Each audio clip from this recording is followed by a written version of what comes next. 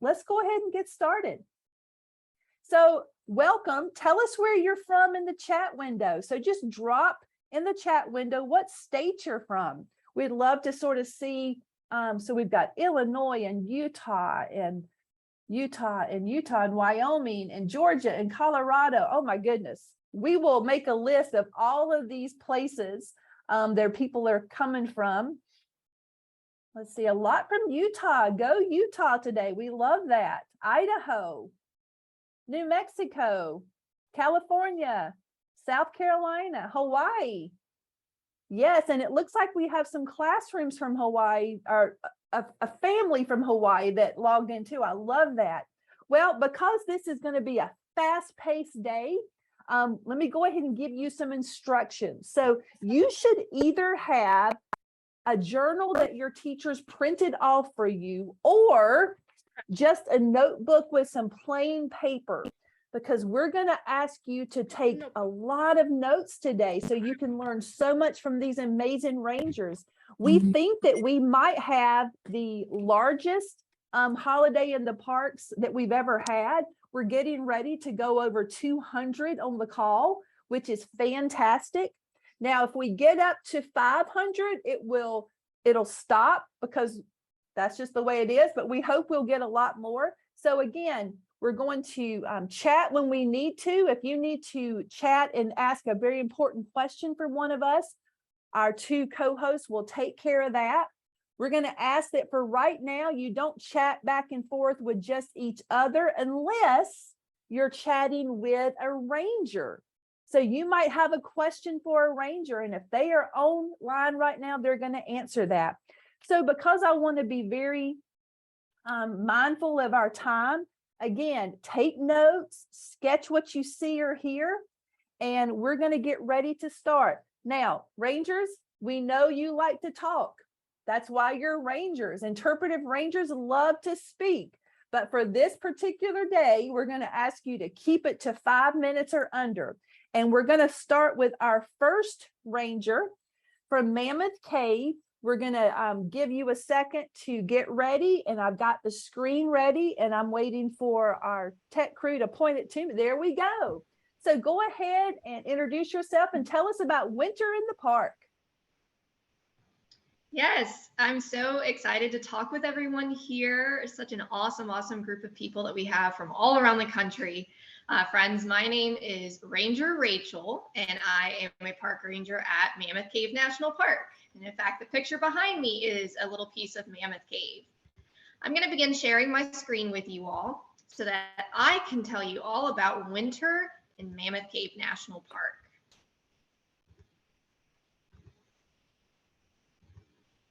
All right, so what I want to start with first here, my friends, is winter at Mammoth Cave National Park, a beautiful snowy picture of the historic entrance to Mammoth Cave. This is the most popular, most historic entrance that we have into the cave system here. Around half of our tour visitors, when they come and take a cave tour, will go down the stairs and into this entrance. And this is a photo of it in winter time, a beautiful place. People love to hike inside of the cave and go on cave tours through the winter, but people also really like to take hikes out on the surface. In the winter time at Mammoth Cave National Park, typically in December, our temperatures are around 40 or 50 degrees. It gets chillier than that in January and February, which for some people is perfect hiking weather. We have lots of creeks and streams, fog, snow and ice, beautiful features all around to explore. Here are a couple photos of some icicles that I have seen in the winter time around the park. Some icicles hanging over the rocks that are near our cave entrance over here on the right side. And on the left side, some ice that has frozen itself all the way around this twig of some sort of a plant. Very cool stuff. Now, speaking of ice, here is one of my absolute favorite features of Mammoth Cave National Park in winter time. These are called frost flowers, and we only get to see them when there is frost outside for the winter time. Certain plants will hold moisture longer into the year than others, and that moisture in the plant, once the temperatures drop below freezing, will sometimes freeze and burst out of the plant, giving us these frost flowers or these ribbons of ice in many different beautiful shapes, like the heart shape here that we found a couple of years ago. Not only can you hike through Mammoth Cave National Park, but also just driving through the park is a beautiful thing to do in winter time.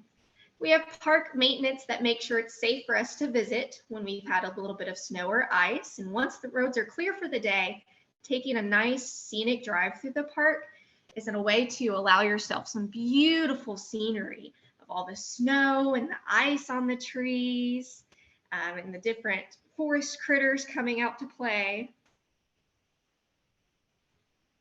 Here is one of our overlooks that you can drive to, and we have overlooks that you can hike to as well. And again, it shows us the beautiful park covered in that blanket of snow. Now, wintertime activities don't only take place on the surface of Mammoth Cave National Park, but also inside the cave here at Mammoth Cave. The temperature inside of the cave is about 55 degrees Fahrenheit or 12 Celsius all year long.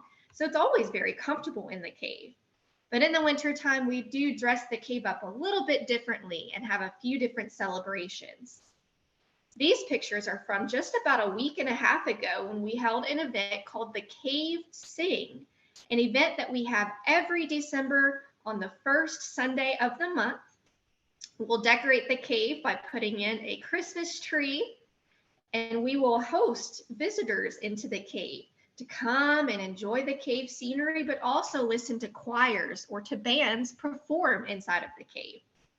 This year for the Cave Sing event, we had almost 800 visitors come down into Mammoth Cave to celebrate the season and beautiful music and acoustics in the cave. Here are a couple other photos from our Cave Sing event. Every year we have one special ranger that is recognized as being the MC or kind of the leader of the event. This is Ranger Luke over here, dressed in his fancy ranger coat. And then we also have special guests come and visit us for the Cave Sing every year, like Santa over here in our visitor center next to the Christmas tree.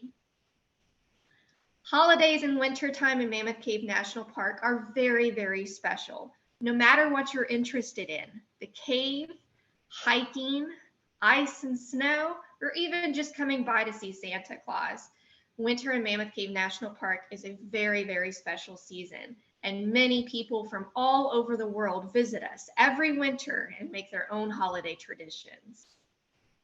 Thank you so much, Ranger Rachel. That was very exciting, and we love that we've also been there. So I hope you took a few notes there. Also realize this is quick. So I'm also taking a bunch of notes on my side, and I will transcribe all of this out and send it to all the teachers in case you missed something. So don't worry. So we're going to go right ahead and move into our next park.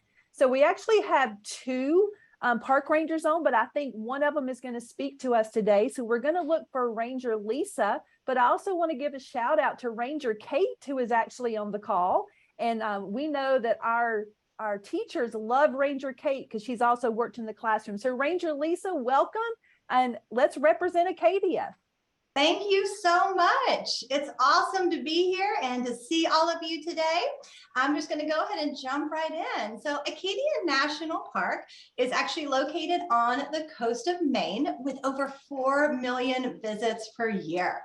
Now here's a picture of a landscape in Acadia, broken up into how it might look in different seasons. When I bring up the season's name, you can say this out loud with me. We've got spring and summer and fall and winter. Now check out this view of Acadia by boat. Most of the park is on island land. Can you see the mountains out there? I want all of you kids out there to stretch out your arms and make like a mountain shape with your arms, maybe a rounded mountain or a pointy mountain. I bet you can see a lot of mountains in this picture. Now I'm going to be asking you some questions today, and these are just questions for you to think about. You can write or doodle some answers too, but really I want you to just acknowledge what kind of pops into your mind. So for my first question, I want to know, when do you feel like you are on top of the world? When you have that feeling of joy, or perhaps you're feeling really proud of accomplishing something.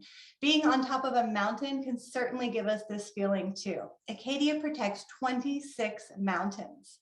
Here's a view from Cadillac Mountain, the tallest mountain not only in Acadia, but also along the East Coast.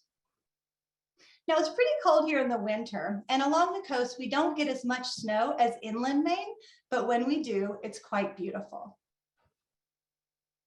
So I'm curious, what's the first word that comes to mind when you hear the word ocean? I love the ocean. Acadia National Park is right next to the Atlantic Ocean. All you students out there, take your arms and make some ocean waves from side to side. Awesome. Now, over 60 miles of coastlines are protected here. Join me. Let's head on down there to Sand Beach. Now, sometimes in the winter, you'll find snow or ice in the area, and other times just the fleeting designs left behind by the waves. There are lots of different types of coastlines here protected in our national park, and some with sensational seaside cliffs. The dynamic shores of Acadia are truly full of life. So I'm wondering, would you rather visit the sandy coast of Acadia or the rocky coast? If you like the sandy coast or the sandy beaches, draw a big S in the air with your finger. Or if you like the rocky, you can draw the letter R. What do you think? Now, Acadia also preserves beautiful long lakes, part of the glacially sculpted U-shaped valleys that kind of look like smiles. Everybody draw a smiley face in the air in front of you like that. And I wonder, what has made you smile today? Now, those valleys are the low elevation areas between the mountains. The lakes and ponds can ice over in winter, sometimes providing opportunities for ice fishing and ice skating, depending on the weather patterns. Now, there are lots of types of forests protected in Acadia. Everybody reach your hands up high like you're a really tall tree. Stretch it out and take a deep breath in and out. I wonder, what is one of your favorite types of trees? It seems like everywhere you turn in Acadia, there's another breathtaking view of a forested landscape. After the deciduous trees lose their leaves in the fall, the forests are still colored green by the foliage of the evergreen conifers, or the cone-bearing trees. Visitors can take a walk or a hike or go cross-country skiing and snowshoeing too. Sometimes we find clues that animals left behind out there in the snow. Help me out here, track detectives. Do you think these tracks were made by 1, a fox, 2, a deer, or 3, a porcupine? Hold up your hand to show a number or put it in the chat. Let's see what it is. These are from the white-tailed deer. Let's do one more. Here are some tracks in the snow. Do you think these are from 1, a wild turkey, 2, a porcupine, or 3, a snowshoe hare? Think about that for a moment, and here's our answer. The snowshoe hare. Their huge furry hind feet actually help them move very efficiently over that deep snow, kind of like snowshoes. So when we head out into our national parks, it's really important to plan and prepare for safe visits in every season. Happy holidays from Acadia. Thank you so much, Ranger Lisa, and we can't wait to see you next summer when we visit. So we've gone to 2 places so far, in Kentucky and in Maine. Now we're going to head somewhere else, and we're going to talk to Lincoln Boyhood National Memorial. So we're looking for Lincoln Boyhood, wrong one, honey. Lincoln Boyhood National Memorial. So let's get them ready. That's going to be Ranger Aaron and Ranger Paula. So give me a thumbs up if we are ready there. Are you there, Ranger Paula and Ranger? We're here. Can you hear us? We can hear you. We can't see you yet. Okay, let's try to get our camera on. Well, it says video. I'll turn it off and then back on again. Perfect. And just make sure at the bottom of your screen, you can, where it says start video, you can click on the little button, the little arrow and change your camera if you need to. But we were just at Lincoln Boyhood last week, 2 weeks ago, I believe, and it's an amazing place. So Are we on now? can you find them again? No, we can't find you. Let's give you Here's- 30 more Here- seconds to find. I'm hitting the little blue button with the camera on it at the bottom. Yep, and just make sure you choose the right camera. Hey, Dr. Drizzle, she's listed as Paula on her screen. Oh, okay, so let's hit Paula. Sorry, I was looking for Ranger Paula. Hit it twice. There we go, there we go. Okay, hit it. Good morning. Welcome to Lincoln Boyhood National Memorial. I'm Ranger Erin, and with us today is Ranger Paula. She's in period clothing today. She's going to tell us why. Hello, thank you all for letting us come and tell you a little bit about what it was like here in Indiana. Back when Abraham Lincoln and his family were here, they arrived in 1816, and it was in December of that year that they got here to Indiana. So it was right around this time. It's a little cold out here. I say probably in the 50s today, which is kind of nice for some people, but it's getting a little chillier for us. And wintertime in Indiana, we get some snow, maybe a few inches at a time. It melts right away. Some heavy snowfalls, kind of occasional. But the Lincolns arrived here in December, so the cold time of the year.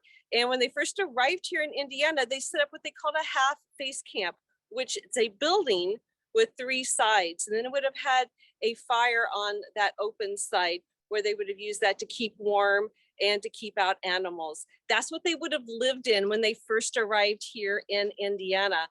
And then eventually they built their log cabin. And Abraham Lincoln talked about how they had that cabin built before his 8th birthday. So right before he turned 8 years old in February, they were in another type of cabin. This cabin, though, didn't have any chinking between the logs. And so Abraham Lincoln stuck a gun between the logs and he shot a turkey. He talked about that in later in his life, and it had such an impact on him. So we do know that they had some sort of cabin built up by that time. And I have the cabin here behind me. This is our recreated homestead. So we're going to go ahead inside and take a look around.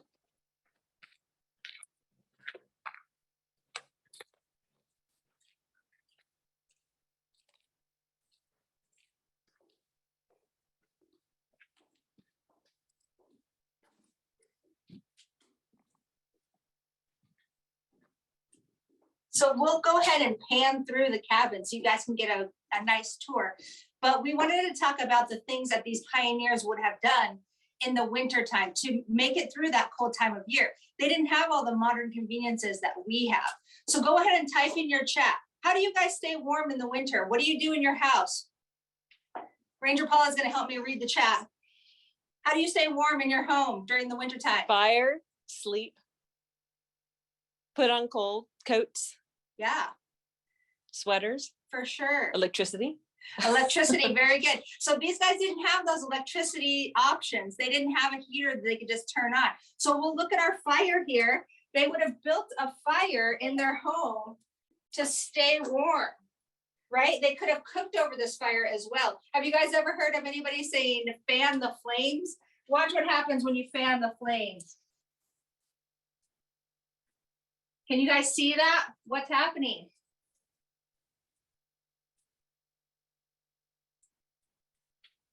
Anybody? What happened in your chat? The fire is getting bigger. Yeah, the flames got bigger, right? So they would fan that fire. They would fan the flames to make their fire bigger to stay warm. It's growing. It is growing. Very good. Yes. So that's one of the things they would have done. Ranger Paula mentioned the chinking between the logs. And this log cabin, of course, is not where Abraham Lincoln lived, but it's a recreation of his family's home. So it's what we think he would have lived in based on what we've read from all of the documentation that people wrote down from the time. But they put chinking between the logs, and that means they filled those spaces in the logs. They filled that in with mud. They would pack it in there, and that was to keep the air from being able to come from the outdoors, the cold air coming inside their cabin. They would have put chinking. or mud. Paula, can you show us these food? They would have preserved food in their cabin to make sure they had enough food for the winter time. So here are some onions that they would have grown in their garden in the spring, summer, and fall. They picked them and they dried them out. They leave them hanging so that they can use them during the winter time. One of my favorites is right here. If we can see this, these are called leather bridges. These are green beans that they would have grown and picked throughout the season, and they hang them to dry. Later, they can use them in soups and different things. They reconstitute them or hydrate them again by putting them into some liquid and rehydrate those green beans. So they would have had a fire, they would have done food preservation, and they would have packed those logs of their log cabin to stay warm, to keep that warmth in. Okay, so let's, in the wintertime, they also would have done something similar to what we do in the winter. They would have celebrated holidays, right? So they would have celebrated Christmas, but not in the same way that we do, really. Their Christmas was quite simple. It was eating good food and hanging out with your family and friends, visiting. And they did some kind of decoration. So we're gonna look at some of these decorations, and Ranger Paula is gonna read us a poem from that time. Well, I'm not going to read the entire thing because it's quite long, but you all may have heard of this poem, and it was actually first published in 1821. So Abraham Lincoln would have been 12 years old. And let me know in the chat if you've ever heard of it. And what is it called?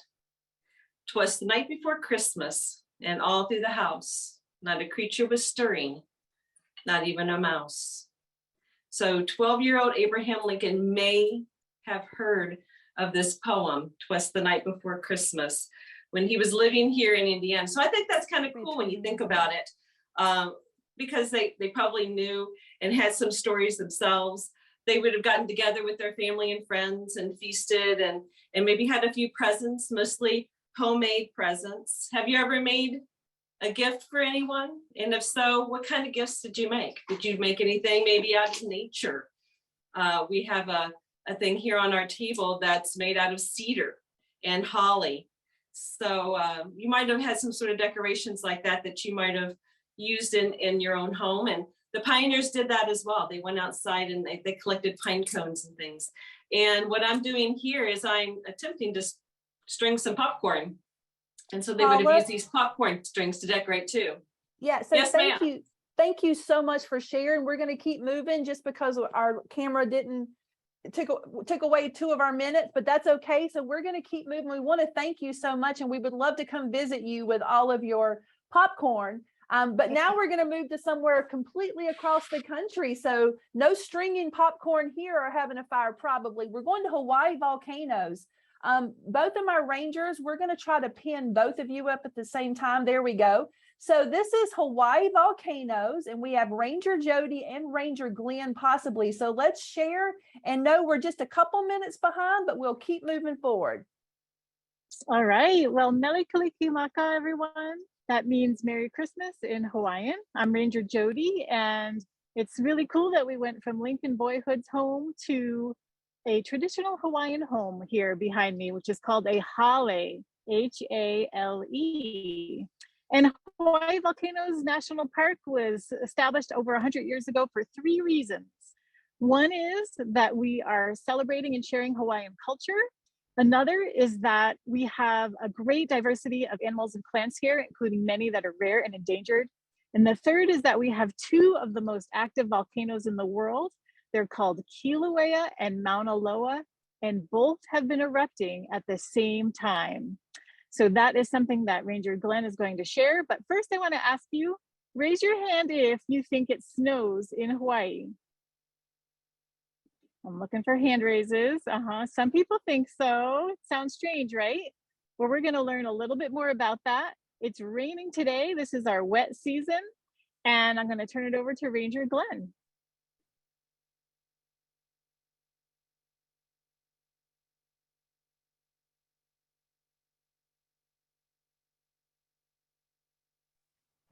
Ranger Glenn, are you there? Ranger Glenn, are you here?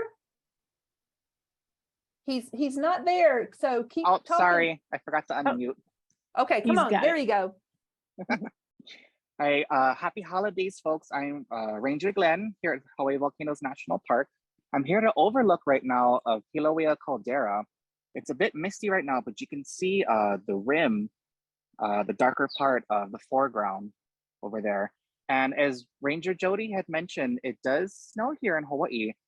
We have two mountains that are high enough to get snow part of the year, Mauna Kea and sometimes Mauna Loa.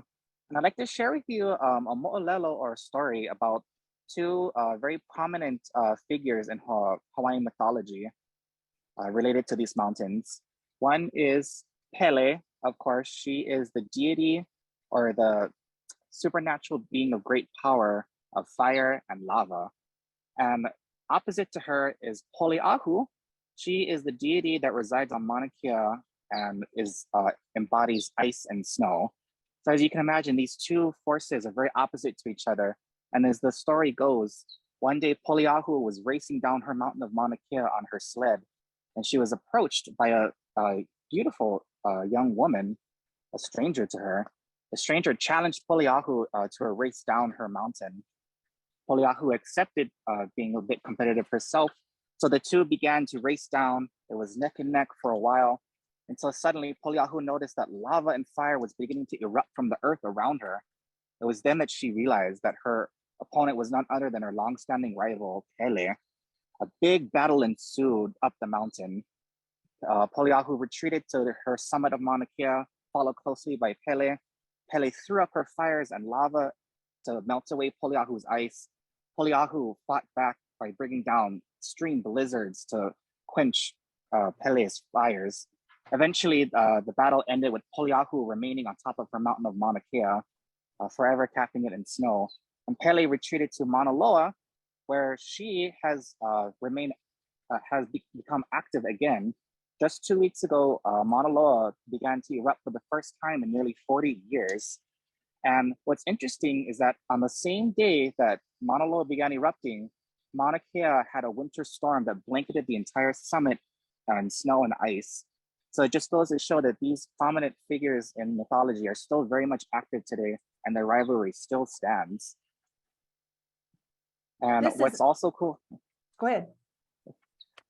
What's also interesting is that we also have dual eruptions. Kilauea and Mauna Loa are erupting together for the first time also in nearly 40 years. So as you can imagine, it's a very exciting time for us here in Hawaii. Thank you so much for sharing this. We are excited to learn more. I dropped Ranger Jody's email into the chat window, and we hope that we can learn more from you and hope the teachers will reach out. Kids, if you have questions, drop them in the chat window and the Rangers can answer here or via email. We just want to let you know, kids, we are taking people out of the chat if you're being inappropriate with each other. So just make sure we're using our best manners and you're representing yourself and your school very well. So thank you, Hawaii Volcanoes, and teachers. We hope that we'll see some of you in Hawaii Volcanoes next year for STEAM in the Park. Whoa, we're going quickly. I know this, but it's so cool. But now we're in the Everglades. So we're going from one coast to sort of the other one. And let's talk with our ranger here in the Everglades. Hello, everyone, and welcome to Everglades National Park. We are located all the way down at the very tip of South Florida, kind of completely opposite direction from Hawaii Volcanoes National Park. So pretty exciting to see how different it is. And similar to some of our parks, although not very many, since we are very close to the big city of Miami here with millions of people, we actually have phone service in some parts of our park. So I'm joining you today from in the middle of the Everglades. This is our sawgrass prairie habitat or ecosystem. And back behind me, you can see some trees. We also have pine trees that grow down here as well. So that's called the pine rockland habitat or ecosystem. Everglades National Park is a very large place. It is our largest national park here in South Florida because we are lucky to have 4. And I see Biscayne is joining us later today, so they'll talk a little bit about that national park down here as well. But the Everglades is a large wetland. We are also a biosphere reserve. We are a national park, so we're protected for a lot of reasons. And we actually just celebrated our 75th birthday this month because we became a national park in 1947. For all of the plants and the animals that live here in this national park. So we were the first park created for the biodiversity, the amount of life that we have in these places. And looking around me, you can probably see some sunshine, some blue sky. It looks pretty warm out here. So unlike Hawaii or some of our other parks we have visited today, we do not get snow here in the Everglades because we are all the way at the southern tip of South Florida. We are in a subtropical ecosystem. So we are as far north as a lot of tropical species live that could find in other areas like Puerto Rico or in the Caribbean, like crocodiles. The only place in the world actually where we have crocodiles and alligators in the same place here in South Florida. But we also have temperate species too that might live where you live. Think white-tailed deer and black bears and other animals you wouldn't think of as living in the Everglades. Because we have a lot of diversity here, not only in animals, but also the type of homes or habitats they live in. So we like to say we have 9 different habitats, all the way from the pine rockland and a habitat called a hardwood hammock that is much shadier and drier, all the way down to the mangroves and the saltwater in Florida Bay. So we have a lot of diversity here in the Everglades. Now I want you to tell me, how many seasons do you have where you live? You can put in the chat there. How many seasons? I'm seeing a lot of 4s. Yeah, unless you are also from the Southeast or another very warm place, you probably have 4 seasons, right? So winter there probably means snow and ice and cold weather. Here in the Everglades and in South Florida, we have 2 seasons. You can say them with me. Our 2 seasons are our wet season in the summertime, so opposite of Hawaii, and our dry season in the wintertime right now. So when you look around me, you can see it's pretty hot. It's about 80 degrees today, and it's getting a little bit cooler for us these days. In the winter, usually it's in the 70s, maybe 80s. The coldest it'll ever get usually down here is maybe 40 degrees, and that is very rare. So it's pretty hot down here year round. And our big changes is the amount of water that we have. Because we don't get water as snow, it's pretty important that we have that water from rain that flows down through the Everglades. And I actually brought a piece of the Everglades to share with all of you today. I went and collected this beautiful part of the Everglades earlier. Does that look really nice to you? I feel like a lot of people usually say it looks a little bit ucky. It smells like nothing though. So remember I said we have a lot of different types of plants and animals and habitats or homes for these different plants and animals. Well, one that's very important here is this stuff. It's called periphyton. It's actually a community of both plants and animals.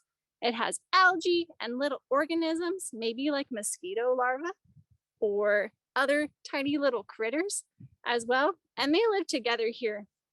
And it's pretty important because we aren't getting a lot of water here in the dry season. So we don't get water held as snow and ice. We get water held in this community, periphyton. So it'll float in the water in places like the sawgrass prairie around me, and it acts like a sponge to hold a lot of that water.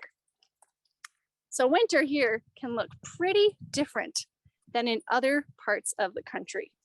I'm seeing lots of questions too about some of the different plants and animals, and maybe if you have them where you live, how they behave a little bit differently here. One question I saw was if bears hibernate down here in South Florida. They do not, because it's so warm year round. They have all the food that they need and they are active year round.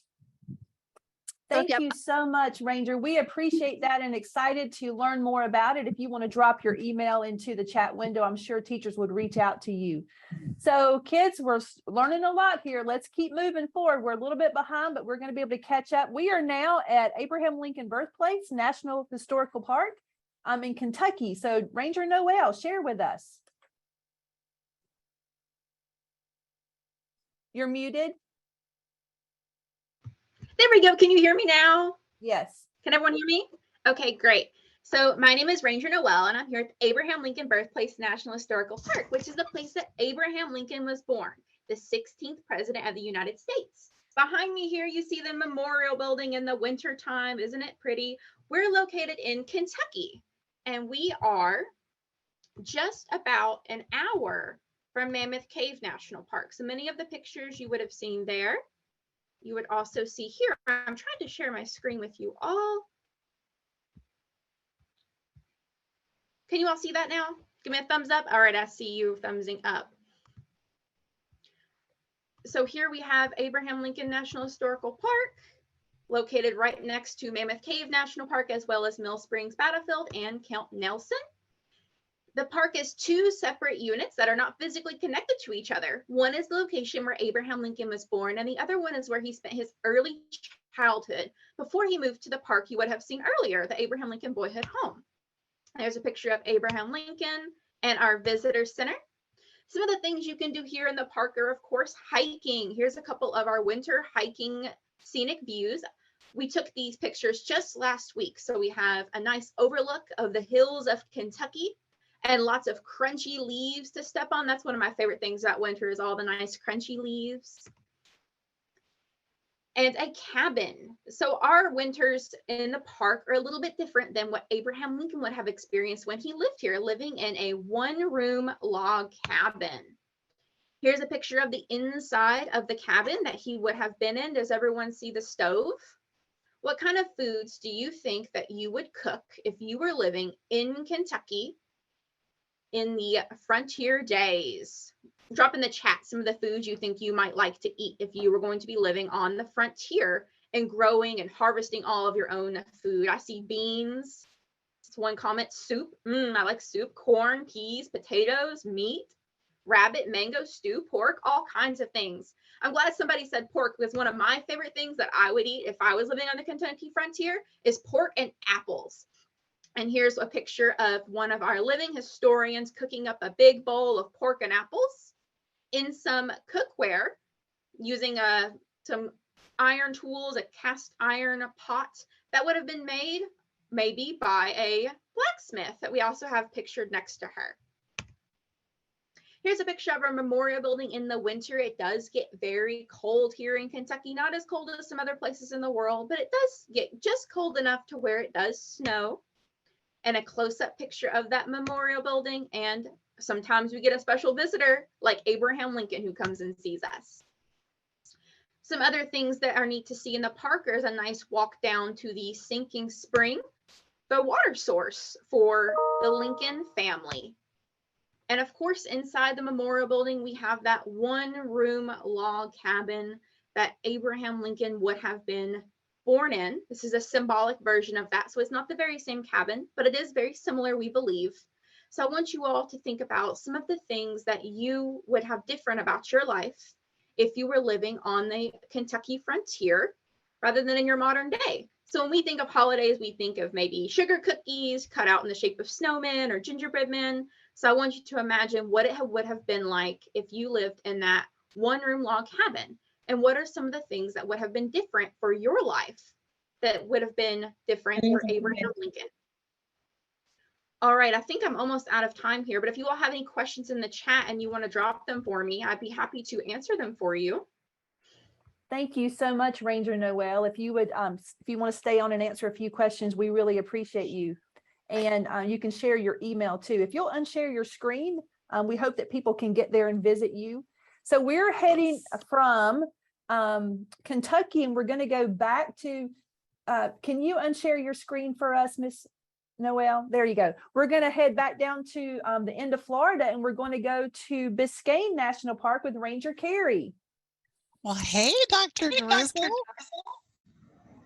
It's awesome that just 1 year ago, Dr. Drizzle on this very day was here at Biscayne National Park. So it's exciting to see you today and to be with you as well.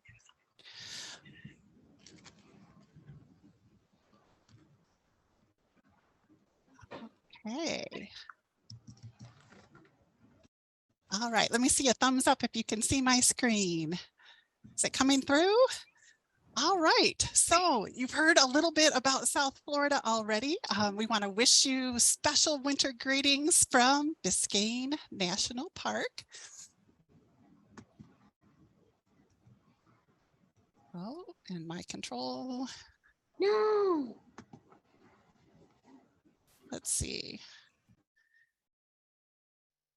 There we go. Okay. Where in the world is Biscayne National Park? You already heard a little bit from rangers all around the country. See on the map on the left, if you can find the Florida Peninsula, surrounded on three sides by the Atlantic Ocean. Look at the very center of the state of Florida. There is a tiny lake there. It looks tiny, but it's actually really big. It's called Lake Okeechobee. And just south of there is that big blob is Everglades and Big Cypress National Parks. And over here, just south of the city of Miami, is Biscayne National Park. We're right in the backyard of Miami, Florida. All right, Biscayne is known for being the largest marine preserve within the national park system. And check this out. When you look at our park map, can you see that green line going around the edges? All right, our park is 95% water. Pretty cool, huh? So I know we have some math minds out there. If it's 95% water, how much land is there? You can put it in the chat if you can figure it out. Can you? Yeah. 95% water. How much is land? Not a whole lot. Only 5% of land. Some of that is in the mangrove shorelines that are right here along the east side. I'm sorry, west side of Biscayne Bay. The northern portion of the Florida Keys is part of Biscayne National Park, starting with Soldier Key, just south of Miami, and then continuing down towards Key Largo and Key West. We have the Biscayne Bay, which average water depth is 5 to 10 feet. It's an amazing place for creatures like tiny fish and tiny crustaceans to start their lives and then move out to deeper waters, such as the coral reef that makes up a big portion of Biscayne National Park. All right, so winter in Biscayne, our ranger friend from Everglades told you already. What are our two seasons here in South Florida? There's wet and then there's dry.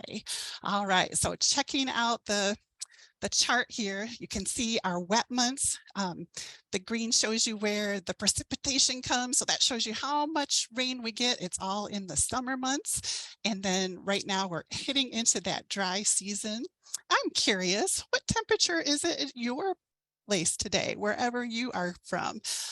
You can drop that in the chat if you'd like. It's 77 degrees here in Homestead this morning, Homestead, Florida. And something I wanted to mention too, since we're right on the ocean, that wet and dry season, our wet season is also hurricane season. So the picture that I've included here shows you kind of a potential view that you might see at Biscayne National Park during hurricane season. All right, so we just finished up hurricane season and we've moved into winter. We don't get a lot of snow here, not since 1977.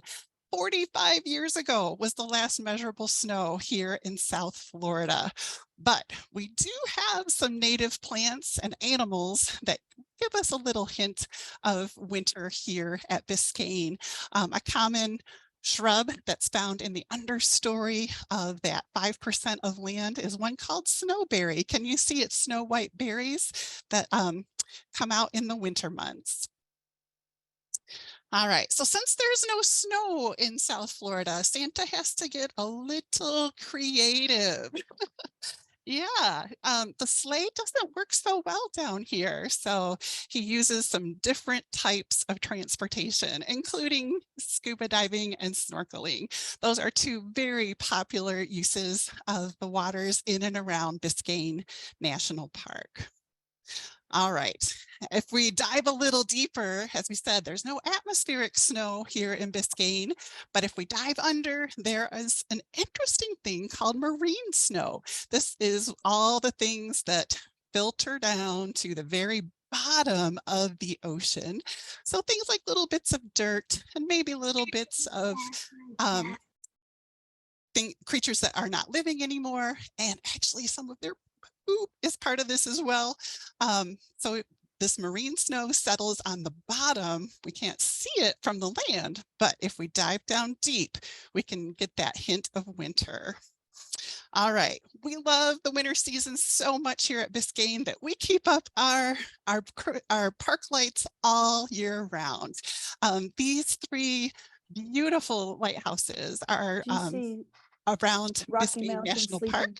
So Boca Chica Key and Fowey Rocks are within the boundaries of Biscayne National Park, and just north of Biscayne's boundary, on the tip of Key Biscayne, is the beautiful Cape Florida light. So some beautiful Christmas lights here in South Florida.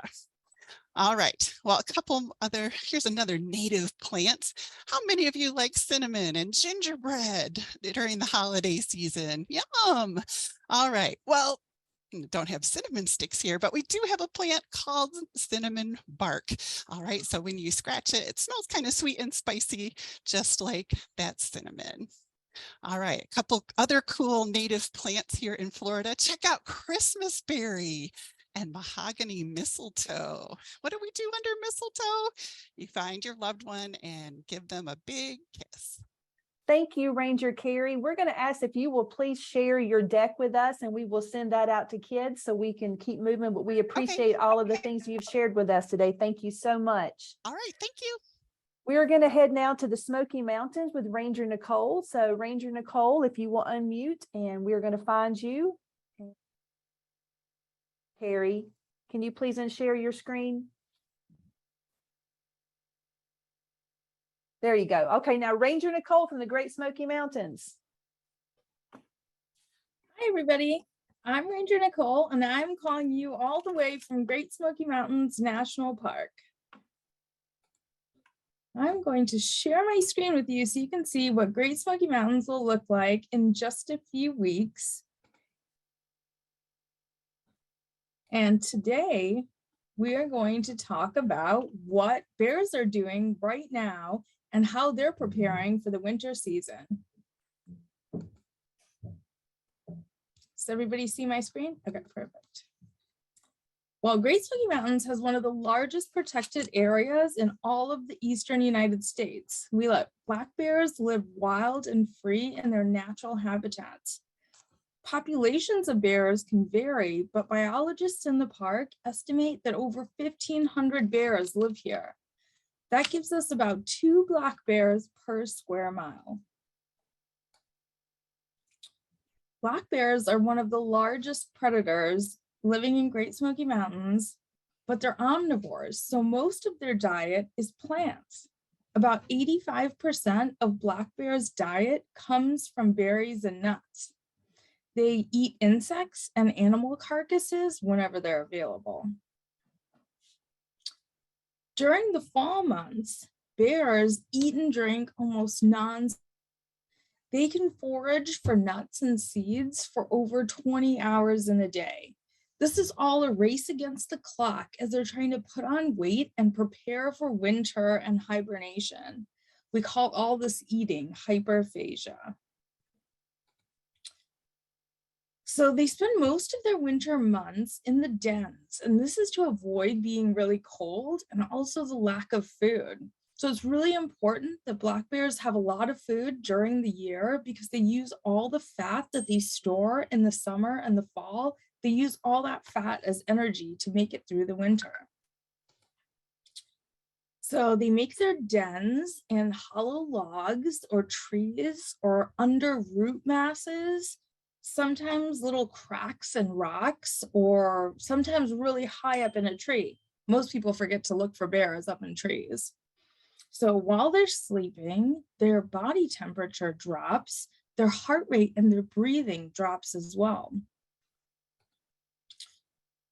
So black bears don't actually go into a true hibernation. Our friends in Florida were kind of talking about this.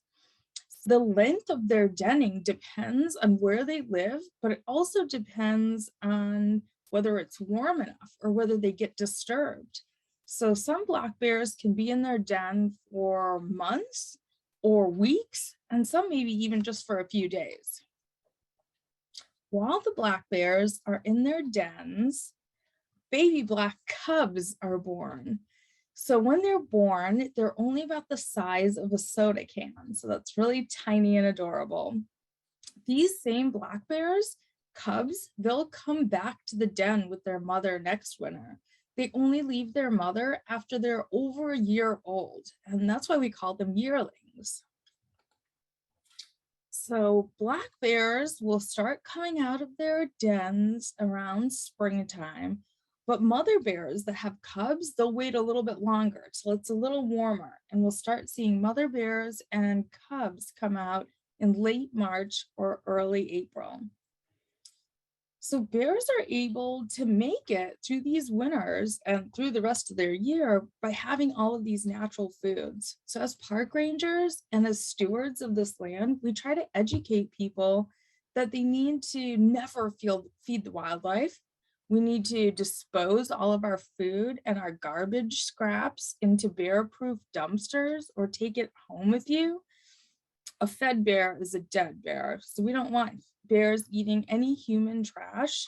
We just try to maintain their natural food sources. So here at Great Smoky Mountains, to protect bears, we protect their space and their habitat, but it's really important that we're protecting their food sources so bears can live many, many happy, healthy years. Well, thanks from Great Smoky Mountains, and I hope you guys have a very great winter. Thank you so much, Ranger Nicole. Thanks for sharing. We're excited now to move to the Rocky Mountains. So we're going from the Great Smoky Mountains on the East Coast to the Rocky Mountains in Colorado. So where are we? I think we see Ranger. There she is, Ranger Katie. Good morning, everyone, from Rocky Mountain National Park in Colorado. I'm so excited to be joining you in this holiday season and talking about winter in Rocky Mountain National Park. It's definitely winter here today in the Rocky Mountain National Park. It's only 20 degrees. The wind is blowing almost 40 miles an hour. There's snow flying by out my window. It is definitely winter here. Winter in Rocky Mountain National Park lasts over 7 months every single year. So we've talked to some other parks that only have 2 seasons. Here we do have all 4 seasons, but winter lasts the longest and is the harshest. We have snow, we have cold, we have shorter days. It takes so much more energy for animals and for people to stay warm here in Rocky Mountain National Park during the winter. So I'm going to introduce you to some of those animals. Here we have Wes, the long-tailed weasel. Here is in his summer coat, and in the winter, he turns white to be wearing his winter coat so that he can use his camouflage and hide with his surroundings. In the summer, when he's nice and brown, he's in the rocks and the dirt and having a great time in Rocky Mountain National Park. But during that cold winter with all of our snow, he turns white so that he can blend in and try and stay hidden from other animals. Now, Wes has some friends here in Rocky Mountain National Park that he likes to hide from. He'll dig tunnels and crawl around underneath the snow. You can see just his cute little face poking out there. But some of his friends aren't so lucky to be able to hide in tunnels like Wes. Some of his friends have to choose other ways to live in Rocky Mountain National Park or not. Some of our animals migrate, like a lot of our bird friends will migrate south for the winter so that they don't have to have snow and cold. They can have warm tropical temperatures. They might go to some of their national park friends and our ranger friends in Florida that we've met already. Some of our other animals will just migrate down the mountains to other parts of Colorado. So not quite as far away as the birds fly, but they're still migrating down. Some of our other animals will decide to take a nice sleep and they'll hibernate, like our Abert squirrel or our bears. So we met some rangers in Florida that have bears that don't hibernate, but bears here in Colorado with all of our snow and cold do hibernate every winter. And Wes has some friends that choose to tolerate like him. Can you show me your big, strong tolerator arms? So our big, strong tolerator animals like our moose are specially adapted. They have adaptations that help them to survive the winter. So our moose have those big, long legs that can get around the snow, and they also change what they eat. They change their diet and they'll eat more sticks like willows and things that are harder to digest, but still keep them fed throughout the winter. I talked about some birds that migrate. Well, we have one bird, our chickadee, that stays here in Rocky Mountain National Park and deals with the snow and the cold, and he gets all fluffed up. Can you get your feathers all fluffed up and be a chickadee? This little black-capped chickadee, he'll get all fluffed up, and he'll also change what he eats in the winter. Instead of finding berries to eat and things like that that are plentiful in the summertime, he'll start to be a scavenger, like a coyote, and eat anything that he can find, even meat from other animals. We also have our snowshoe hare, who has big back feet to stay on top of the snow and navigate around. He does the same thing as Wes the weasel and will turn brown in the summertime and white in the wintertime. And then if you can see in that bottom picture really close, we have another bird that doesn't migrate. It's our ptarmigan. And our ptarmigan is white because he's camouflaged in the winter snow. And in the summer, he'll turn brown and change colors as well to survive on our alpine tundra. So Wes the weasel, he's one of our tolerators. Show me your big, strong tolerator arms. And he's got friends that tolerate, but also friends that hibernate and also friends that migrate. So we have all three types of animals that call Rocky Mountain National Park home. As you can see, they're going to use the snow of Rocky Mountain National Park differently. Wes is going to have those tunnels. Our ptarmigan birds are going to bury themselves in the snow to stay warm. Our deer mice might follow Wes through the tunnels. They might even become his snack if they're not careful. You can see the moose on the top changing his diet, using his long legs to navigate around. The Rocky Mountain National Park is a great place for Wes to live and call home. He enjoys all of the snow here. And happy holidays from Rocky Mountain National Park to all of you. Thank you so much, Ranger Katie. We're going to now move to Sleeping Bear Dunes National Lakeshore. Students, I'm going to ask one more time. Someone has gotten control of the chat window and they're cutting the chat on and off. Please remember that your teachers can see those of you that are at home doing this. Please, let's just not chat for a while so we figure this out. I don't want this to have to be cut off completely when we still have 15 more rangers to talk to, okay? So let's quit chatting and we'll try to figure this out.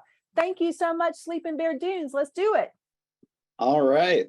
Thank you. My name's Ranger Dave, calling you from Sleeping Bear Dunes National Lakeshore. I see some recurring themes in some of our previous rangers here, so bear with me. No pun intended. We're going to talk a little bit about our black bears here.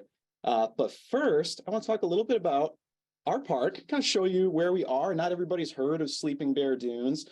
We are a national lakeshore located way up here in Michigan, the Lower Peninsula of Michigan. We'll zoom in on that area a little bit for you. Now we can see the Lower Peninsula is this little mitten-shaped part of the state, and we're right up here on the pinky inside this red circle, Sleeping Bear Dunes National Lakeshore.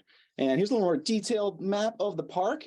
All this light blue, that's most of the map here, is all Lake Michigan. We're on the shores of Lake Michigan, and if you add up all our coastline from our two islands, North and South Manitou Island, and the mainland here, we've got about 50 miles of Lake Michigan shoreline. Lots of other things to see and do in the park. Of course, our main attraction is our sand dunes.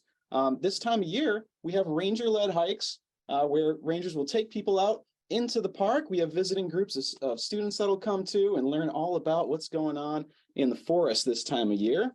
And once there's enough snow on the dune climb, which is our main attraction that you can trek up to the top of, you can go sledding down it here. Let's see if this video will play. There we go.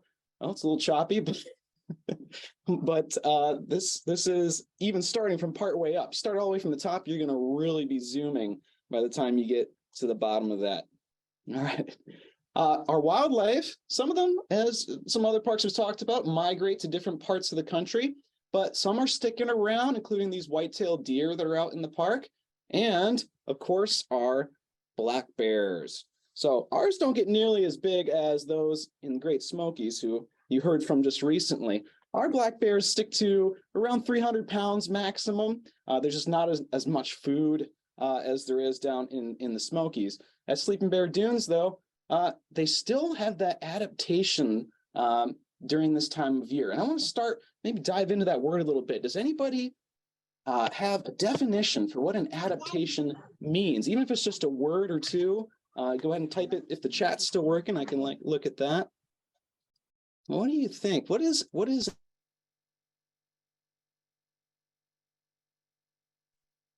somebody muted me there. Any other thoughts? I'm just getting some no's. Something helps an animal survive. I like that. On the right track. Adapting, so made it into a verb. Thinking of changes, change with life. Very good. So you're all on the right track. There's different ways we could define this. A simpler one that I came up with is just a process by which a species, animal or a plant, becomes fitted to its environment. So it can fit in better, it can survive better. And that's going to involve, it's going to result in a body part or a behavior that helps that animal, in this case, an animal, thrive in its environment. So here's an example. This is something that bears do all over the country. They have to have shelter. What do we call it again, where a bear makes its home? I heard the word in some previous Rangers presentations. What do we call the bear's home again?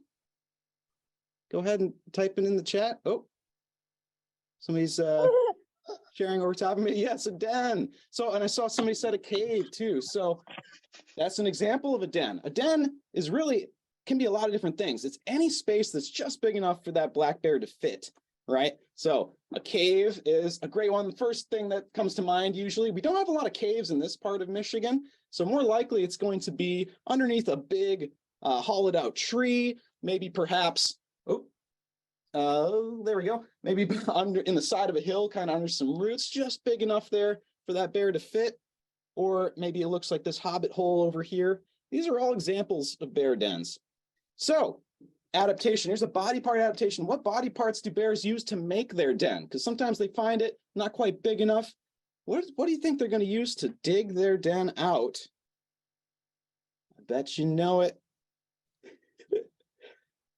Their paws. What's at the end of their paws? Their claws. Yes, very good. So black bears have this adaptation right here, about the size, almost the size of my thumb here. This is made of the same stuff as your fingernails. They've adapted their fingernails to be these long, sharp, pointy claws made of keratin, right? And that enables them to be also really good climbers in addition to building their dens. Okay. This den can serve as a safe winter home this time of year. What's that word again? For their adaptation, their behavior that lets them sleep all winter long in this part of the country. I'll save you your time here because I know I've seen it. There it is. There they are rolling in. Hibernation, exactly right.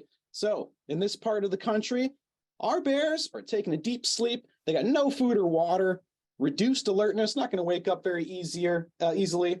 Their slow heartbeat and their breathing and their body heat. Their actually physical temperature cools right off. Very good. Okay, so I think I'm coming up on time there. Thank you so much for your time, and I hope you have a wonderful holiday to all of you from Sleeping Bear Dunes.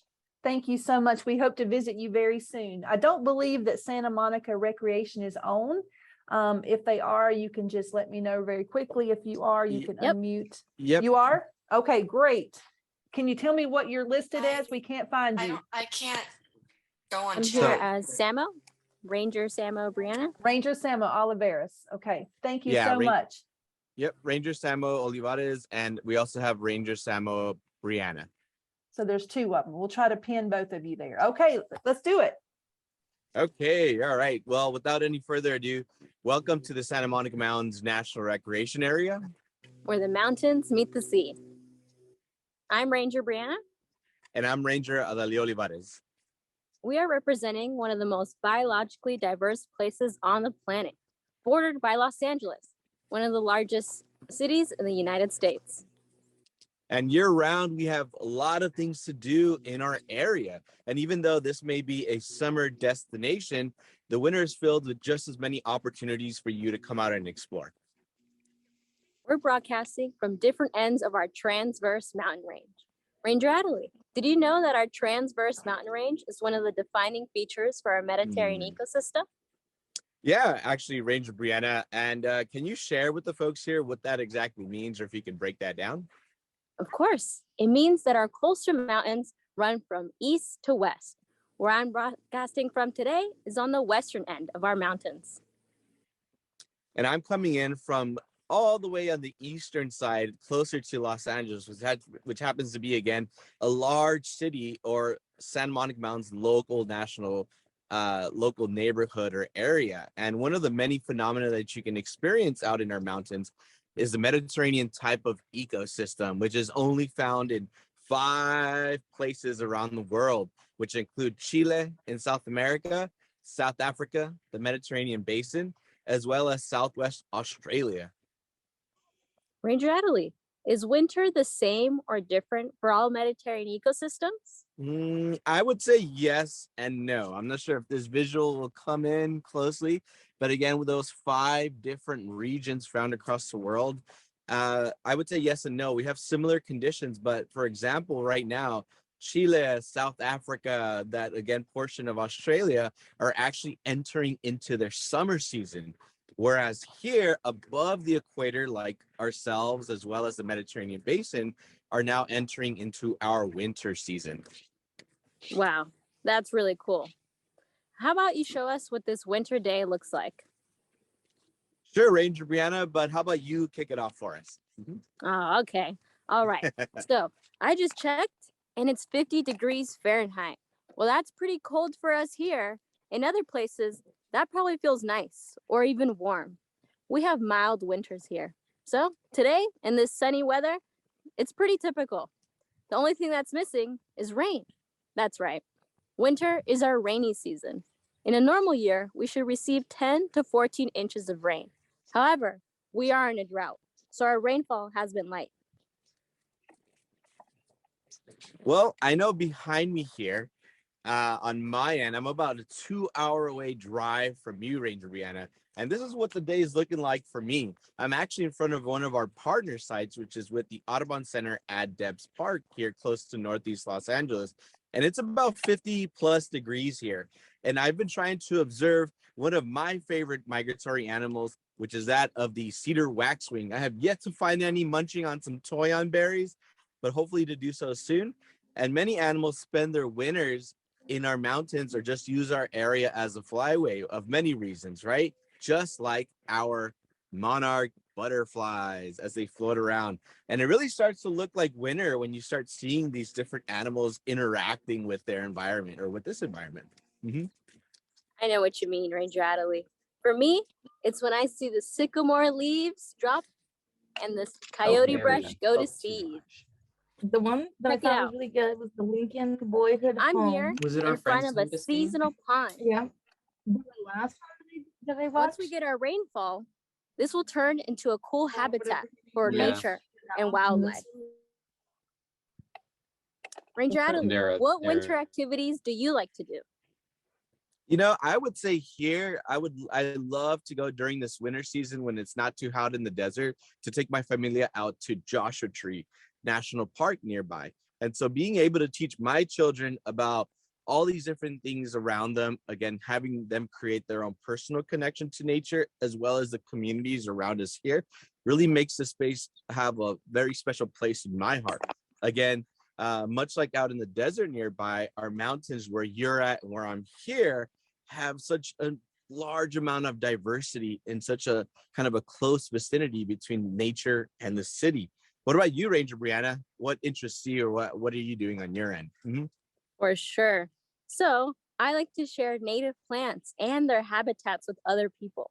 Currently, this year, I'm part of a school club which focuses on hiking. So we've been exploring the Santa Monica Mountains, and we've noticed how the trails look different now versus earlier in the year.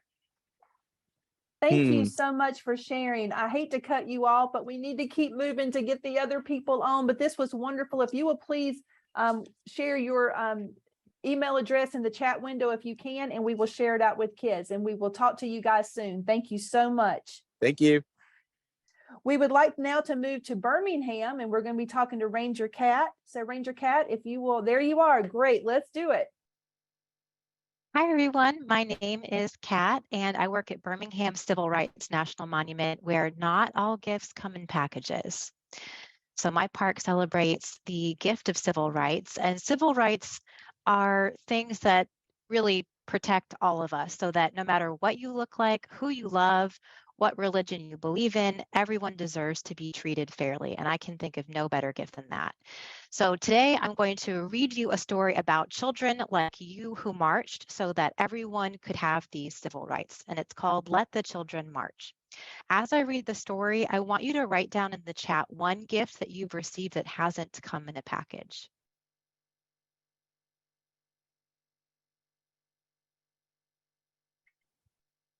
"1963, Birmingham, Alabama.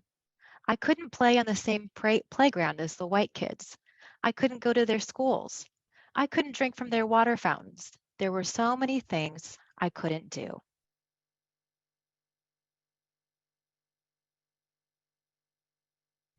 One warm spring night, my family went to church. We weren't there to have regular services. We were there to hear Dr. King speak. We were there to plan.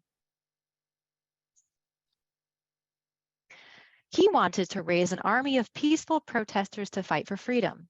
His brown eyes flashing fire and love, Dr. King told us the time had come to march. "If I march," Mama said, "I'll lose my job, sure enough." "I can't march," Daddy said. "I got a family to feed."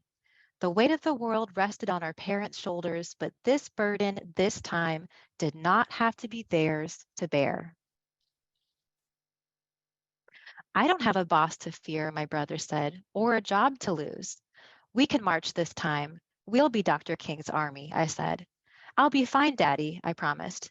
"Don't worry, Mama."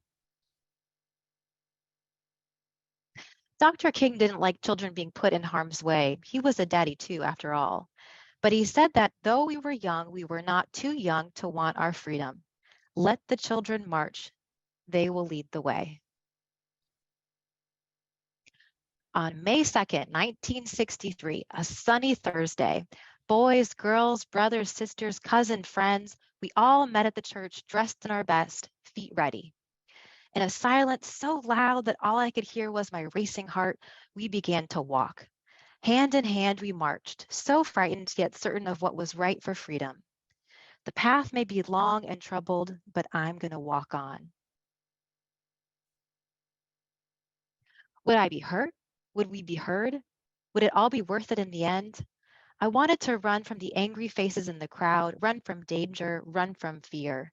Boys and girls, brothers and sisters, cousins and friends, on and on we marched. Hate dogged my heels all that day. Its yellowed canine teeth sharp, but courage walked by my side and kept me going. "Disperse or you'll be jailed," the police shouted. "Disperse or you'll get wet. Disperse or we'll release the dogs." We did not disperse. We kept on marching. We wouldn't stop until things started to change. Hundreds of us went to jail on the first day and even more on the second. My turn wasn't until the third day. After I was sprayed by water stronger than anything I've ever felt, rough hands pushed me forward and I fell to my knees. I was going to jail. Dr. King reassured our parents. "Don't worry about your children," he said. "They're going to be all right.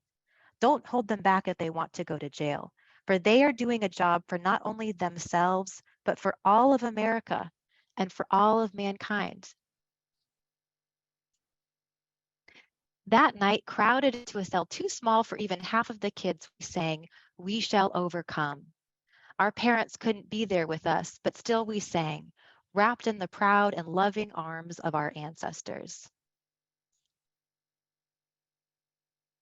I was still in jail, but we heard that the next day and the next, more kids marched. The water hose they used to sting us could not stop our fierce tide. Turn the other cheek, we had been taught. Show love where there is hate. The world watched as hate bruised us, but for 7 days we walked only in love. The jails swelled to bursting. Daddy said the president received letters and calls about us from all over the world. Our march would become a memory, a small part of a larger story, but we had been heard and the seeds of revolution were sown. 2 days and nights I stayed in the jail. Some stayed even longer. When I left, I was tired and sore, and my best dress was ripped, but my smile was as wide as the Mississippi River. I had made a difference. With nothing more than my feet, voice, and courage, we had done what others could not. Change was around the corner. On May 10th, the great news rang out. Dr. King had reached an agreement with the white leaders of the city. Desegregation would begin. 1 month later, I was playing on a playground I'd never been allowed to play on before. 2 months later, my family ate at a diner we'd never been allowed to eat in before. Our march made the difference. We children led the way. The end. Thank you for so listening much. in.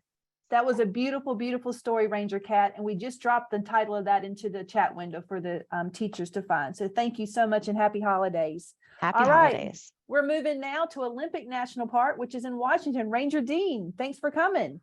Yeah, thanks for having me and welcome to Olympic National Park in Washington State. I'm going to go ahead and share my screen and hopefully this is going to work for you all. All right, hopefully you see an aerial view from space of the Olympic Peninsula.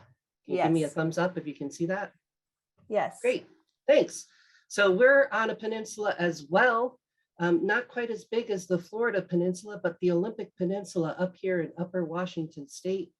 And we're surrounded on 3 sides by water. And because of our location, we get lots of storms that come up off of the Pacific Ocean. They hit the west side of the mountains. And as those storms rise up to go over the mountains, oftentimes it falls as snow in our mountains. And we can get lots and lots of snow. That's a giant snow plow trying to clear the road up to Hurricane Ridge in the wintertime.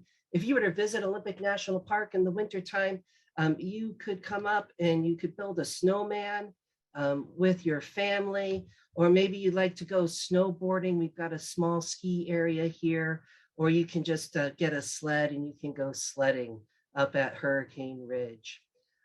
It's a wonderful, magical place. But for me, there is no place like the Hoh Rainforest for the holidays. So going up into the temperate rainforest is one of the things that I like to do in the wintertime. It's a magical place year round, but in the winter, it's a pretty special place. For your holidays, lots of cultures, lots of different religions and different holidays. It's about giving and receiving gifts. So I want you to think about maybe there's a really special gift that you want to receive this year, or maybe you're super excited to give a gift this year. In our temperate rainforest, we have rivers and we have salmon that swim in those rivers. So I want you to hold up your hand with your palm facing the camera, and we're going to learn about the 5 salmon that live in Olympic National Park and our different rivers and streams. So on our thumb, we have a type of salmon called chum. So thumb, chum. And with our pointer finger, if we're not careful, we could sock somebody's eye. So we have sockeye salmon. And then with our tall finger, our middle finger, that's the biggest finger on most people's hands. And that's our king salmon or Chinook salmon. And then on our ring finger, we wear rings. Some people do, and sometimes we wear a silver ring. So silver salmon or coho salmon. And then our 5th little pinky is our pink salmon. So we have 5 different types of salmon that swim in the rivers at Olympic National Park. They come up in the rivers at different times of the year. The coho salmon return to a creek in the Hoh rainforest called Taft Creek, right around the holidays. And they bring a gift to the forest and to their babies that they will be born. So salmon start off their lives as eggs. They're laid down in the gravel in a nest that's called a redd. So those eggs stay down there in the gravels. They hatch out and they become a leaven. And then they come up out of the gravels and they are little teeny tiny fish that we call fry. So just little teeny tiny fish. And then they swim out to the ocean, and they go out to the ocean for several years, depending upon what type of salmon they are, maybe 2 years or maybe 5 years or longer. And then they return as adults, and they will return up rivers. These salmon can jump up waterfalls. They're amazing, strong, determined animals to return so that they can start that life cycle over again. And eventually they'll get up in the Hoh, they'll swim up the Hoh River into Taft Creek, and they'll get to Taft Creek where they will lay their eggs. And that is the end of their life. And so they also might become food for river otters. Over 100 different species will eat salmon. So in that way, they're a great gift because they're bringing all of the food and the nourishment that all of these animals will need. And like I mentioned, at the end of their life cycle, they spawn and then they die, and then their bodies start to break down.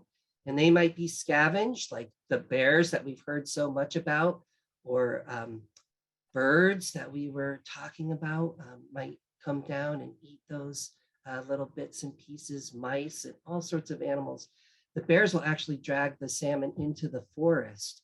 And so in the rainforest, we actually can find nutrients that came from the ocean, a gift from the salmon to the trees so that they can grow big and strong and magical. So happy holidays from Olympic National Park. I hope that you can receive some amazing gifts, and even more so, give some exciting gifts. And that when you think about the holidays, that you remember that it's about giving. Thank you so sharing. much. Thank you so much, Ranger Dean, and we will see you next summer. We're looking forward to it. Teachers, we are running about 12 minutes behind, but we're going to keep going. So if you have to step off, remember this is being archived. Now we're heading back out to Hawaii, and we're going to Haleakala National Park at Maui. Good to see you. Aloha kakayaka. My name is Ranger Cadian, and I am here to hopefully show some very beautiful photos of what winter at Haleakala National Park is like. I'm going to go ahead and share my screen. All right, are we all seeing the PowerPoint? Oh, maybe not. Yes. Yes, perfect. Yes, we're good. We're good. Very good. Awesome.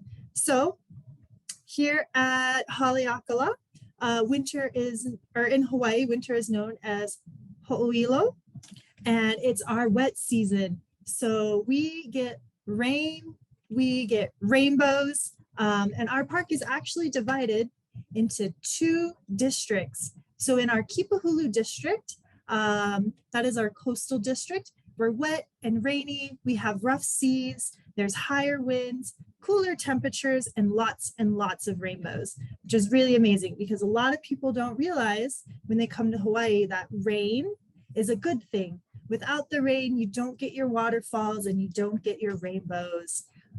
So without the rain, we can't have these stunning rainbows down at our Kipahulu district. Here up at Haleakala, we are on the summit. So we're at the highest point that you can get over here on Maui, which is on a different island from our sister park. Hawaii Volcanoes National Park and Haleakala National Park used to be one park before we broke off and became two separate parks. So we still have lots of close ties with Hawaii Volcanoes National Park. And we do experience that wet and rainy, misty weather, definitely higher winds. Just the other day, we were in a red flag advisory. So we have winds that can go up to 55 miles per hour or higher up at our summit. We get colder temperatures. And of course, we also get lots of rainbows up here too. And we get snow. Haleakala is actually high enough that we too can get snow here. I know it seems a little strange to be able to come and see some snow when you're visiting Hawaii, especially when we're known for our tropical environment as well as our beaches. But the summit of Haleakala is 10,023 feet above sea level. So we're at a really high elevation. So we can get lots of snow up at our visitor center, which is located at 9,740 feet. It's really amazing to think because we're actually the third tallest mountain in the world. We are actually taller than Mount Everest. Mount Everest is not as tall as Haleakala, if you can believe that, but you'll have to measure us from the base. So below sea level all the way to our top. But yeah, here's just some really awesome photos. We can get quite a bit of snow up here. Hopefully, you too can come visit us during the winter and hopefully see some of this beautiful snow because there's lots of it that can happen. Pu'u'ulaula is where our highest point is, which is 10,023 feet above sea level. And you can then get an amazing shot like this where you can see the ocean and the snow. Thank you so much for your time. I know we're running short on time, so I kept it really quick. You did great. Mahalo. Thank you so much. Mahalo. And everyone can do a little wave there to say aloha to her and to all the others, but we're going to keep moving. So thank you. So we are now heading over to Fort Pulaski. I want to thank the students that are doing a better job now. We appreciate you. Make sure you're muted. Make sure you all mute your microphones. Okay, Ranger Jillian from Pulaski. Hey everybody, how we doing today? Thanks for having me. I'm Ranger Jillian from Fort Pulaski National Monument. Let's see, it looks like I've got everything set up here. Can everybody see my presentation? Yes. Perfect. So Fort Pulaski is in Savannah, Georgia, but we're named after a Revolutionary War hero. His name was Casimir Pulaski. If anybody lives in an area that celebrates Pulaski Day, it's now a national holiday too, as of last year, but you may have heard his name before. Unfortunately, he never lived to see the fort that was named after him being built, but we honor his legacy at our fort every day. Now, the fort and the monument is on the coast of Georgia, on the Atlantic coast, and it's not just the fort. We also protect 5,000 acres, actually a little more than 5,000 acres of marshland and wilderness in our park boundary. Now, this is an aerial photo of the park. You might be able to see the fort, which is right here. You might be able to see some of our trails, but you might even see some roads here. Can you also see where the visitors to the park might not be able to get to though?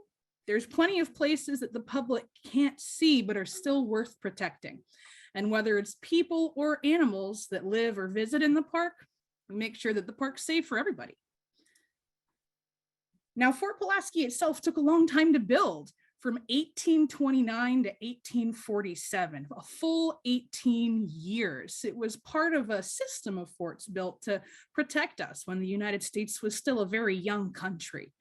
It was most actively used during the Civil War, though, and there was a battle that took place here. The fort actually has a lot of holiday traditions that have been around longer than we've even been a national park. November 1862 was the first time Thanksgiving was celebrated at Fort Pulaski. This is a drawing of some of the festivities that happens during the Fete and Festival. We can actually see in the background of the drawing, they've even decorated the inside of the fort. There's flags, there's garlands, and there's even wreaths. This is a drawing of soldiers, their wives, their families, relatives, all enjoying the Thanksgiving holiday together. It was kind of like a giant party that the officers in charge of the fort kind of organized. And they had a pretty busy event schedule called a program. There were games and races, they had contests, and bands formed by the soldiers even played music. There was both a formal meal called the supper, but there was also an all-day buffet, which was pretty tasty, pretty cool. You actually might have already been to a fete and festival before, but you might know it by a different name. You might have called it a school carnival or a field day. You might have participated in a hurdle sack race, might have just been a sack race with an obstacle course. You might have been a contestant in a burlesque dress parade, which we might call a costume contest. So here at the fort, we actually continue some of these traditions even today. There's even more to do throughout the winter, though. There's more special events and occasions to remember. During the Civil War, soldiers that were stationed at Fort Pulaski decorated rooms in the fort to boost morale and cheer everybody up. If you've ever spent a holiday apart from a loved one, or if it's been a long time since you've seen somebody you care about, you might miss them. The decorations helped the soldiers feel a little less lonely, and it was a great way to celebrate even during wartime. We still decorate the fort today. This picture on the left, you can see one of our volunteers putting 19th century style Christmas ornaments on a Christmas tree in the infirmary, like the nurse's office in the fort. And on the right, this is one of our rangers making swags or window decorations out of Yaupon holly branches. Winter's a great time for living history at Fort Pulaski. The weather is cool. We practice activities, skills, and jobs that people from history did to help people who visit the park and each other understand history a little better. One of our biggest winter traditions is Candleland at Fort Pulaski. In mid-December, we actually recreate a few different historic events or different traditions that we know were used here at Fort Pulaski to celebrate Christmas. We kind of share all of them at once in a big event called Candle Lantern. It's a nighttime lantern lit experience. Fort Pulaski was designed by the U.S. Army Corps of Engineers, and Union Army soldiers spent most of the fort's history here. They had a big Christmas party, decorated the fort, and a big Christmas dinner was served. The fort was briefly taken over by the Georgia militia, though, so there was one Confederate Christmas that was celebrated in here in 1861. After the Union Army reclaims Fort Pulaski, General David Hunter was able to free the enslaved Black Americans that were living on Cockspur Island, where Fort Pulaski is located, and freedom seekers traveled from all over the South to be here. We were actually the first free soil in the whole state of Georgia. And freedom seekers celebrated Christmas 1862 by staying warm around campfires, singing songs, telling stories, and enjoying being able to relax safely with their families and their friends. After the fort was decommissioned or closed in 1873, things got a little less busy out here for a while. Mostly it was just the lighthouse keepers for our little lighthouse, the Cockspur Island Lighthouse. It's only a little bit taller than your house, probably. They lived at the fort and they spent their Christmas enjoying music and a nice quiet meal. One of our favorite ways to recreate history and recreate, have some fun while we do it, is to play baseball at the fort. The winter's a perfect time. The weather is clear. Some of the first photos of baseball that we know of were actually taken here at Fort Pulaski. The rules of the sport were a little different back then, but it's still a pretty fun game to play. So here we have both some historic photos and some modern photos of us enjoying baseball, the 19th century version anyway, here at the fort. And winter is also a great time to keep your eyes peeled, whether you're on the trails, by the visitor center, or even in the fort. You never know what wildlife you might see. Usually it doesn't rain here much this time of year, so it's easier to see some of the animals that live here. The weather is usually clear and a little overcast, so if you keep your eyes open, you never know what you might find. Weather usually for us is between the low 40s Fahrenheit to the mid 60s. It's even more fun to be outside. It's comfortable, it's not humid, there's a nice cool breeze. So whether you're enjoying our trails, volunteering, or just going for a typical visit at the fort, winter's a pretty fantastic time to be here. But sometimes winter could surprise you here in coastal Georgia. In January of 2018, a couple years ago, we got a special surprise. We got a whole inch of snow.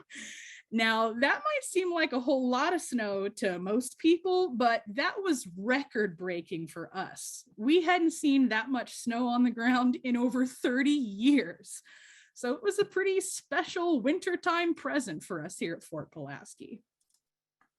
Thanks everybody for having us, and be sure to enjoy some holiday fun wherever you are this season. Thank you so much. We appreciate that. Now we're going to Andrew Johnson National Historic Site. So we think we have got them ready, and we're opening up their screen now. So you can go ahead and start. Awesome. Thanks so much. Hi, everyone. My name is Ranger Ashley.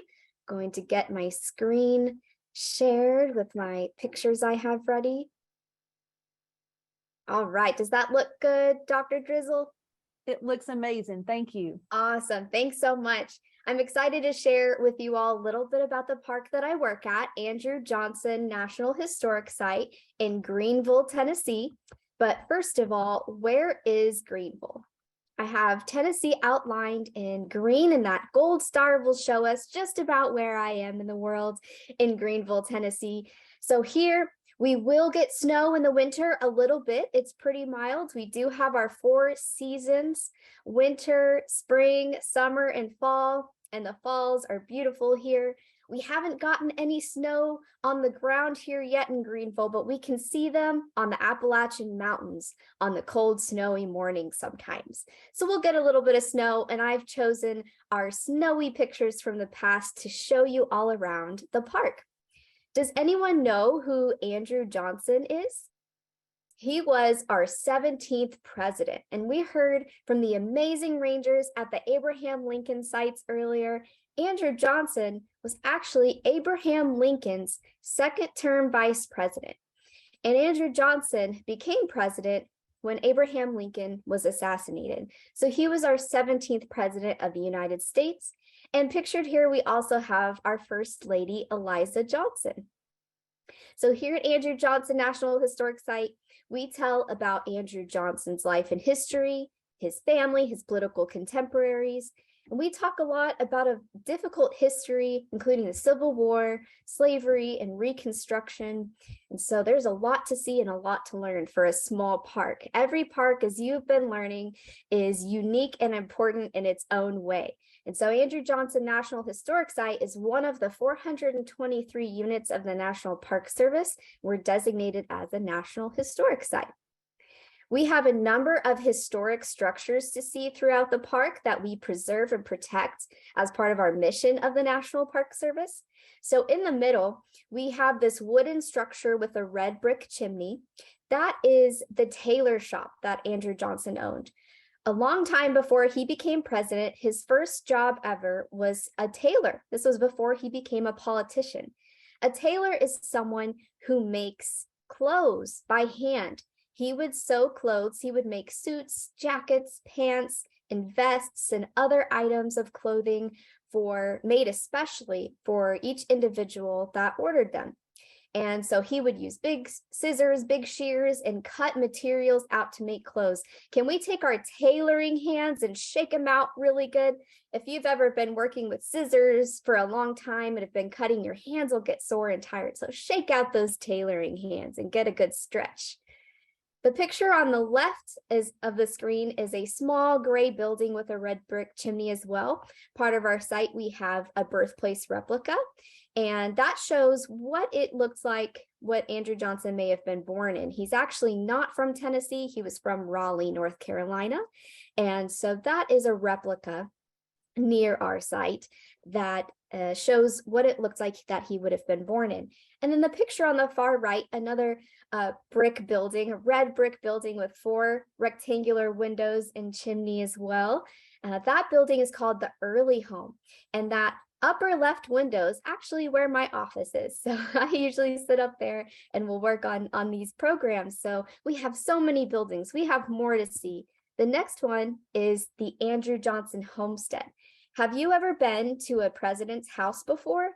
I'd love to hear about the different houses you may have been to of different presidents' homes. So here in Greenville, Tennessee, we have the Homestead. It's a 9-room home in this 3 stories in this brick building here.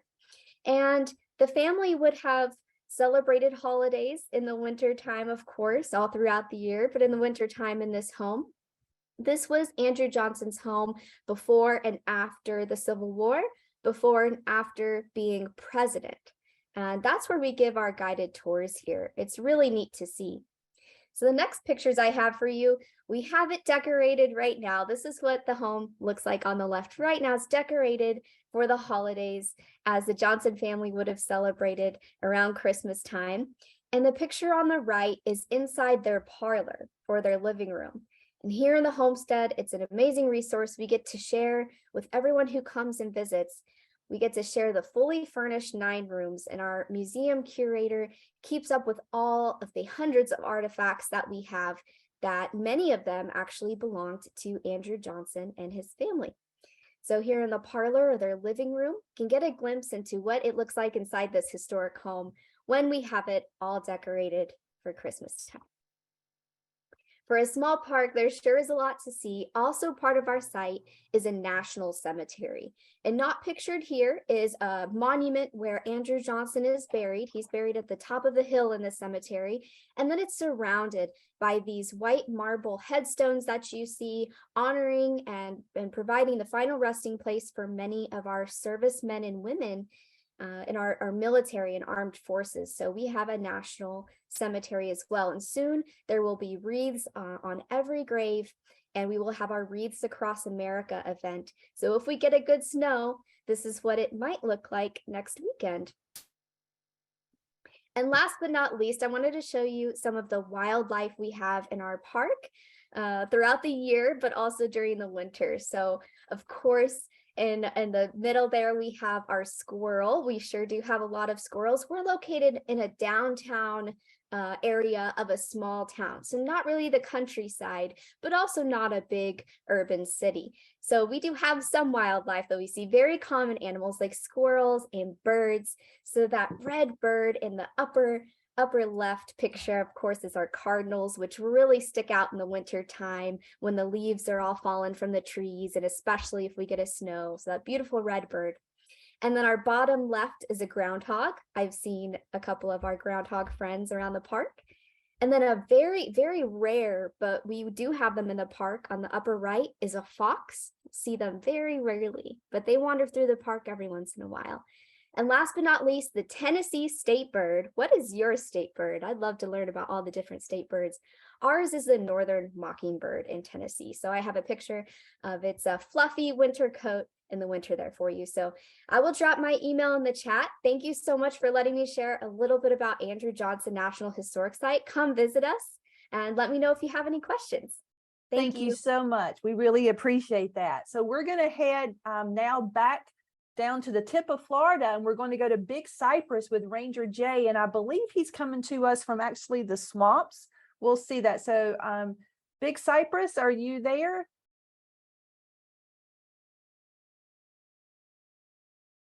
So we see your screen, but nothing on it. Can you just unmute if you're in the swamp?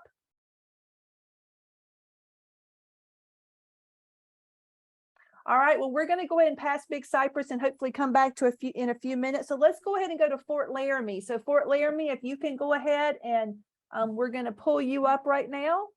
There we are. Howdy, everyone. Can you hear me? Yes, yes. I'm Ranger Clayton at Fort Laramie National Historic Site. Unfortunately, I can't be at the fort today because there was a huge blizzard. And so when blizzards come to where we are, it can shut down roads and trails, make it very hard to travel. But we'll learn more about those blizzards in a minute. But first, I want to share with you where we are. So I'm going to try to bring up a screen sharing here. You can probably see me, but not share screen. Go to the right one. Okay. And can everyone see the map of the United States? Yes, we can see it. Yes. So you're from all over the country, but we're very close to the center. So if we zoom in a little bit more, you can see where we are there. So the closest major city is Denver, and we're on these trails across the country. The Oregon Trail, the California Trail, the Morin Pioneer Trail, and the Pony Express. How many of you have heard about those trails? You can go ahead and say if you have in the chat, or you can give a thumbs up, or you can write that down on your piece of paper. But you know, we're a long way from many things, but we do share stories with parks near us. Scottsbluff, Agate Fossil Beds, they can't make it today. So if you do ever travel along US 26, which still follows the old Oregon Trail, you can visit all of those places. But the first time that Fort Laramie was established, it was established as a fur trading post. And because it was a meeting place for many, many different people. It was established as a fur trading post by French Americans from Missouri. How many of you are from Missouri? Maybe a few of you. And I'm going to teach you. Yeah, you're from Missouri. Cool. I'm going to teach you what those French fur traders might have said, those French American fur traders might have said for happy holidays. So maybe some of you already know it, but have you ever heard the words Joyeux fête? I want you to say Joyeuse fête. And that means happy holidays in French. So you would have heard French here. You all have also heard Lakota here. And there's no real good translation for happy holidays, but I'm going to teach you to say Merry Christmas in Lakota. Lakota is a language spoken by the Lakota people who are still around today, living near Fort Laramie on the Pine Ridge Reservation, on the Rosebud in Denver, in Rapid City, in many places. And how they would have said Merry Christmas is Wanakia. Can you say Wanakia? Wanakia Tongpi. Tongpi. Wawayuskin. Wanakia Tongpi Wawayuskin. Can you all say that at once? Wanakia Tongpi Wawayuskin. So that would have meant Merry Christmas. But eventually, many other people came here, and they were traveling to California, to Oregon, and many other places. And so the US military came here and turn off share screen. And they would have looked like me. They built the fort that you would see today if you came to Fort Laramie. And it's a pretty special place in the wintertime. I'm going to turn on screen sharing again. And this is what it can often look like in the winter on the Great Plains. It can be frosty, but there's not much on the ground. It's cold. It can get down to -10 or -15 degrees. And today, with the blizzard, it's not quite that cold. It's only about 12 degrees, but there are 40 to 50 mile-an-hour winds blowing outside my window. Can you imagine it snowing with 40 and 50 mile-an-hour winds and with the temperature being only 10 or 12 degrees? It could be very, very cold and isolated, but it can also be beautiful, as you can see in these pictures. And then when the wind blows, the snow drifts across the landscape. But also the snow leaves little traces of the wildlife here, of hawks hunting mice, of the footprints of rabbits. But in this harsh environment, people tried to adapt. They tried to decorate. The army and the soldiers of the army, whether officers or enlisted men, would decorate their homes, finding things they could do, making a Christmas tree maybe out of a cottonwood tree. That was a very common tree growing in the rivers here, rather than out of an evergreen tree. Or they might make gingerbread houses. They might bring some fronds down, or some garlands. Those are these sort of pokey things, so these needles from a pine tree, a ponderosa pine tree, which are beautiful pine trees, but you really can't use them very well as Christmas trees. Or they might have decorated for a special Christmas dinner with a cream cake, or with candy canes. Or they might have made a Christmas tree out of goose feathers. This one here is actually one of the first artificial trees. It was actually goose feathers that had been dyed green. But like I said, that winter here at Fort Laramie, oops. There we go. That winter at Fort Laramie could be very isolating for people on the Great Plains. And I'm going to share a story with you from a fort near here, a place called Fort Robinson. It's about 50 miles away. It was an outpost of Fort Laramie, talking about how difficult it was to get gifts to a place like Fort Laramie or Fort Robinson. And how do you think your gifts travel? You go ahead and put that in your in the chat, or just say it aloud. How do you travel, or how do your gifts travel for the holidays? How many of you travel by car to go see things? Or you think your gifts come by truck or by Santa? How many of you travel by airplanes or buses or trains? How many of you walk or ride the bike for the holidays? Well, back then, people would have walked, absolutely. They might have taken the train, but at these isolated posts, they often rode horses. And this is a story that took place 140 years ago in the winter of 1882, in December of 1882. So imagine 140 years ago. And they went down to a place called Sidney, Nebraska to pick up the gifts for the fort. And a man, much like me, dressed in a quartermaster uniform, you can see my stripes here, say that I am a quartermaster. He went down there. His name was Martin Weber, and he wrote this story many years later. And he said, the next morning, the storm broke in all its fury. A regular blizzard raging. We had to face or head into the storm. We made Camp Clark, where the Sidney Black Hills Trail crossed the Platte. A toll bridge, general store, and post office being kept at this point. Here we obtained shelter. What do you think shelter is? You've heard about it before. Place to be safe. For ourselves, mules, and horses. The lady, the owner of Camp Clark, had a hot breakfast and coffee ready for us at daybreak. The storm had increased during the night. I mailed a report of the storm and that we would try and make the fort, if possible, to the commanding officer. The bridge tender and his wife advised us to stay until the storm should pass, as they did not think we could travel in such a blizzard. As much as we disliked to leave the snug quarters and hot meals, we were to enjoy for the next 3 days only a ration of frozen bread and bacon. We bid them goodbye and headed into the storm. Without shelter or fire, 3 days and 2 nights. When we thought each day would be our last, we traveled over an open country for about 50 miles and had to break trail all the way, it being 30 to 40 degrees below zero. Ooh, imagine it being 50 degrees colder than it is even here today. The mules were going home, and that was the only reason we were able to make them face the blizzard. We had plenty of corn and oats for the mules and the horses, and at night we tied them so the wagon would act as a windbreak and covered them with blanket-lined covers. We spread our tent on the snow, rolled out our bed and pulled apart the tent over us and let the storm howl. We got to the stage station on the Running Water River after dark the night of the 23rd of December. Do you think they're going to make it to Fort Robinson? Do you think? Here we had hay for mules and horses and a good fire and a warm place to cook our supper. How good that hot coffee tasted. The stage for the Black Hills and Deadwood arrived about 3 a.m., the first in 3 days. Imagine all the roads being shut down for 3 days where you lived. The stock tender awakened us at 4 a.m. and had the coffee hot. It gave us new life and courage for the last 20 miles of our journey. The stage had broke the trail to the top of Breakneck Hill. The storm had passed. The sky cleared. The sun shone bright, and the valley of the White River lay before us. The fort was only 5 miles away. We got safely down the Breakneck, crossed White Clay Creek, and broke trail across the valley, arriving at the fort about 2 o'clock, the afternoon of the 24th, Christmas Eve.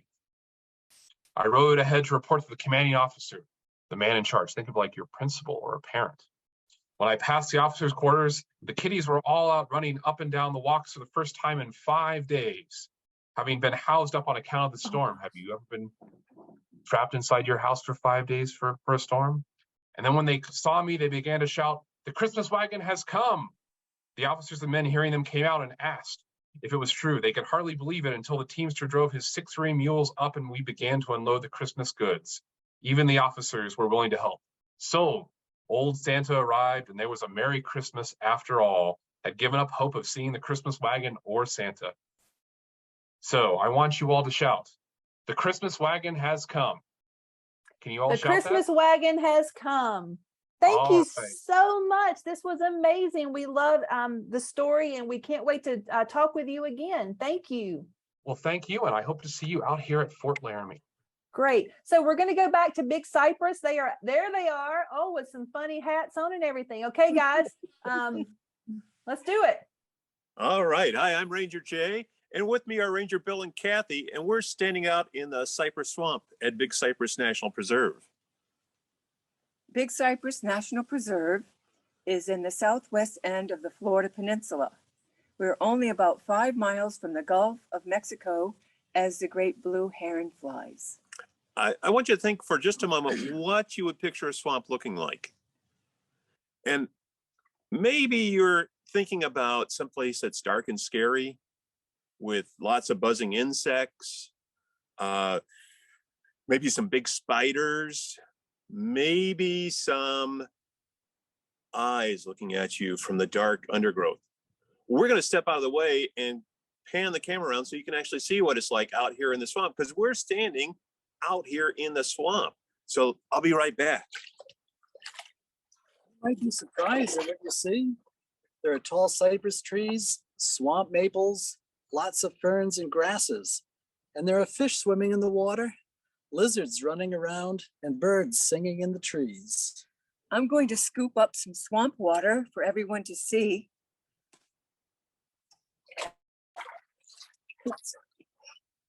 Look how clear it is.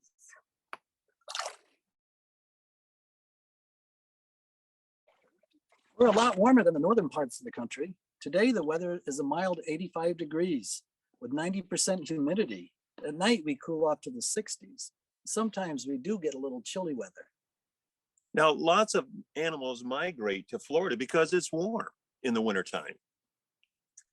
Lots of birds spend their winters here. We have over 200 species of birds that live in Big Cypress. And manatees, the mermaids of the sea, move inland during a cold snap. Sometimes they're even in the canal behind our visitor center. And some people come to enjoy warm sunshine in South Florida. I can think of a local resident that lives out here in the swamp that lives here year round, but has to adapt to that cold weather that we get occasionally here. Ranger Jay, could you please give us a hint? So my first hint is that it's a carnivore. It eats meat. There are a lot of carnivores in the swamp. Can you give us another hint? Well, this is a cold-blooded animal. Is it big or small? It's big. It can get up to 11 feet long and weigh up to 700 pounds. Can they swim? They're excellent swimmers. We often see them on the edge of the banks of the canals and the lakes down here. Sometimes we see them in the water too. I think I know what it is. I think I know too. Is it an alligator? You're right. It is an alligator. And let's bring in Fred the alligator to show the other folks. And we can talk about Fred a little bit, one of those residents here of the swamp. Fred is an American alligator and a resident of Big Cypress. Look at those bumps in the back of on Fred's back. Those are called scoots. Fred is a young alligator, probably about 3 years old, and we can tell that by his size. And this is a scoot. Yeah. So those scoots are actually a bone. And blood flows through that bone. One, it's going to work, like you said, as armor plating. But what's the other thing it's good for? The second function is it acts as a solar panel. Remember that alligators are cold-blooded and must warm up to become active. Blood flowing through the scoots gets warmer. Now, sometimes when it's cold, the alligators have a hard time down here. And when we talk cold here, we're only talking in the 50s. But we'll see them laying on the side of the bank of the canal trying to get warm. But when it gets really cold, they go underwater. And so, Ranger Jay, how do they see underwater? So when they go underwater, now they can be underwater for anywhere from a couple of minutes up to an hour usually. But in the really cold weather, sometimes they're down there for 8 hours. And the way they see, Well, like us, they have two eyelids that open and close, but they have a third eyelid that actually moves sideways and is transparent, and it works like goggles. You mean like these? Yeah, like that. That's just what it's like. And alligators have another adaptation to spend lots of time underwater. They have special muscles in their nose. They can pinch the nostrils just to keep them shut, to keep the water out. Instead of lip. You mean like this? Well, not like that, Ranger Bill, but those special muscles do close off those nostrils so that they can be underwater for a long, long time. And besides, they don't have fingers to pinch their nose. But you have the right idea. Now, Well, this is great. We so appreciate this. I'm gonna ask, we're gonna have to stop because I got to get four more parts in, Okay. but we will put your email address to the teachers so they can reach out to you and learn a lot more. And you guys are amazing. And I'll tell Ranger Lisa that you are awesome and deserve a raise. thank you very much. Happy All right. holidays. Happy holidays. Thank you. So now we're going to head to Amistad Recreational Area. Teachers, I want to encourage you, if you can stay on for the next 3 parks or 4 parks, that would be great. But if you can't, we are recording this and we'll send you an email. All right. So Ranger Jennifer, let's share. Hi, everybody. I'm Ranger Jennifer Frost. And this time of year, I'm about the only cold or the only frost that we get on the ground down here. Our weather is a whole lot more like Big Cypress, but we actually would be cold compared to them. So I want to try to go over a few things. Like, we're right near the Mexico border, way down in far South Texas. And our weather really is kind of dry, and our climate's really dry. And so we have a lot of cactus and other dry plants. So because of this, the United States and Mexico decided that they would get together and that they would work on a project. And that project was to build a dam so that they could hold water when we do get lots of rain, and have it available for future use. You'll notice that Mexico's national bird is very much like the United States national bird. It's the eagle. So they built the dam, and together this joint project was called Amistad Dam. Amistad is Spanish for friendship, and it's because of this friendship between the two countries to build it. So the dam mostly dams off the Rio Grande, some people call it the Rio Grande River, and its original channel where it flowed through is actually marked on the map that you'll see here. I have the little red arrow pointing to it. It's marked off by buoys in the actual reservoir. So you'll see part of the reservoirs in the United States and part of the reservoirs in Mexico. One of the reasons why the National Park Service is protecting this area is because we have really cool historic areas, like this cave painting that's from thousands of years ago. Another reason why we protect this area is because the monarch butterfly often roosts here to take a little break on its way far back south into the forests of Mexico. So I guess this is another way you can say that we share things with Mexico too. Amistad is probably best known for fishing, and a lot of people come here for that. As I mentioned, I'm the only frost really on the ground this time of year. And so if you look at our weather, it's actually, this shows it much more cooler than it really is right now. Our weather today is supposed to be 76 degrees. So we tend to be kind of on the warm side. In fact, the average for December of this year has already been about 80 degrees. But I mentioned that we're a really dry area. So sometimes if we can get lots of rain in and we get lots of sunshine, the plants will turn green, they begin to flower, and the water that the plants don't use goes into the reservoir, and that water becomes available for growing crops and for operating hydroelectric dams or hydroelectric plants. And those hydroelectric plants are what we use for power. So sometimes that helps provide additional power for the city of Acuña, which is on the southern border, and for Del Rio and further down south. So I wanted to thank you guys for joining me on this little tour, and I hope I get to answer some questions for you sometime in the future. Thank you so much, Ranger Jennifer. That was amazing. And we will connect you with some classrooms. Now we're heading from Texas all the way up to Niobrara National Scenic River in Nebraska. So Ranger Bobby, we are ready to see you. Everybody, I am the park ranger for Niobrara National Scenic River, and the river is actually behind me, and that is Buffalo Bridge. We also have bison here at our park. I'm going to share a PowerPoint with you guys, and just so you guys know, I am currently homebound because of a blizzard. So I'm experiencing Nebraska in the total cold winter, and you can see from my front porch there that we are getting snow constantly. I took that at the beginning of this call, and I just checked it a little while ago, and there's snow up to the middle of my little spruce tree out there in the front yard. You guys can see my screen. So let's talk a little bit more about the park. So we are in north central Nebraska, which is just a little bit further east of Fort Laramie, and we protect 76 miles of the river. So the Niobrara National Scenic River, the river itself, Niobrara, goes from all the way into Wyoming, all the way to South Dakota. 76 miles of that 533 miles are protected as a scenic river. And less than 1% of all rivers in the United States qualify as a wild and scenic river, and they have to be pretty special. Now, our river is pretty special. We have a lot of unique things. We are kind of the meeting place of east and west. So we have a lot of eastern and western species, and we also have northern and southern species.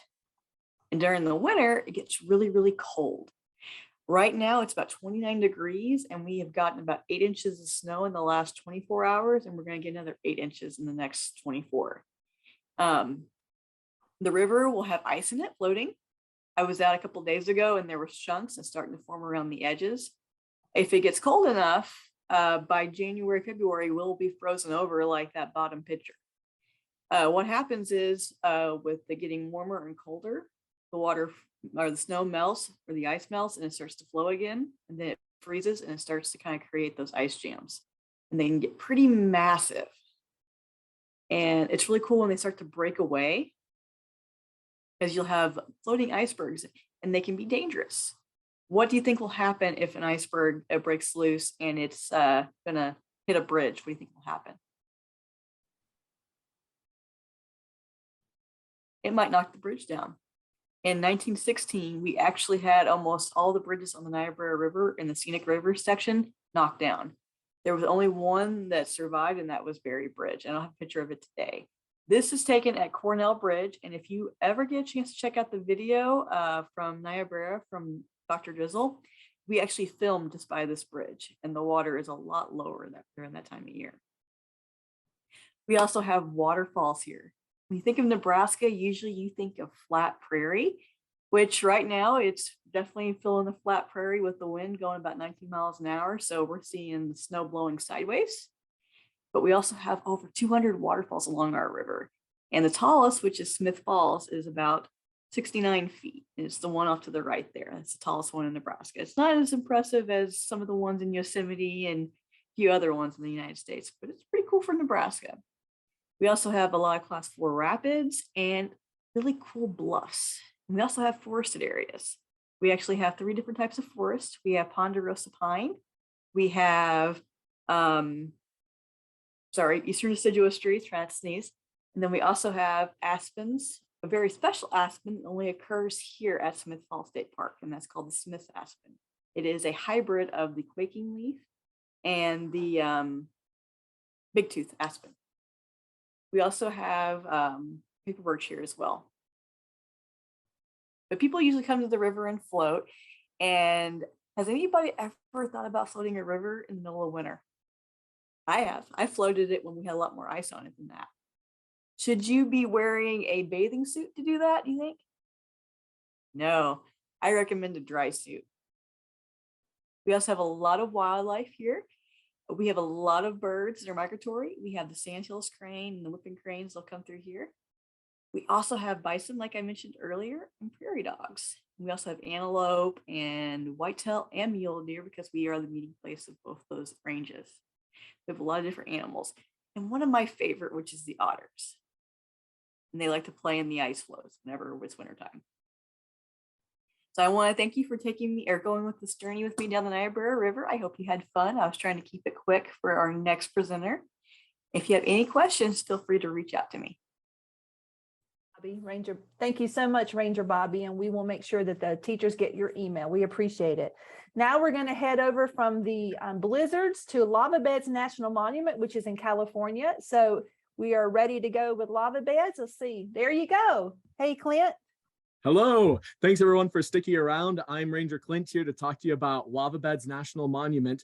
So we started with a cave park, and now right towards the end, we're another park known for caves. Unlike Mammoth though, which was formed primarily by water, our caves were formed by molten hot lava that can get up to 2000 degrees Fahrenheit. So let me tell you a little bit about what makes this park special and what you can see in the wintertime. So one moment here and I'll have that PowerPoint ready to go. Let's see here. Now, a few things about our park. We're located right on the border to Oregon, so we're in far northern California. We're probably quite a bit colder today than the Santa Monica Mountains. Up here, we're below freezing. We've gotten a few inches recently, but we feel pretty fortunate around here because there are parks around us that have gotten multiple feet of snow recently. So comparatively speaking, our area is a little bit more mild. We're the traditional homeland of the Modoc people who still have an incredibly close connection to the land to this day. There are actually panels of rock art that can be up to 10,000 years old within the park. But one of the things we're really well known for is we're a volcanic park. Quick shout out to Hawaii Volcanoes National Park in Haleakala. We have some volcanoes out here, although the last eruption in the park that we had here was about 10,000 years ago. So we're a little bit envious sometimes of a place like Hawaii Volcanoes National Park, which has had recent events, you know, today. But it does get a bit chilly here in the wintertime. We're known for getting a small amount of snow compared to the surrounding areas. But one thing that we're known for in particular is we're a great refuge for a lot of life in the area because of our lava tubes.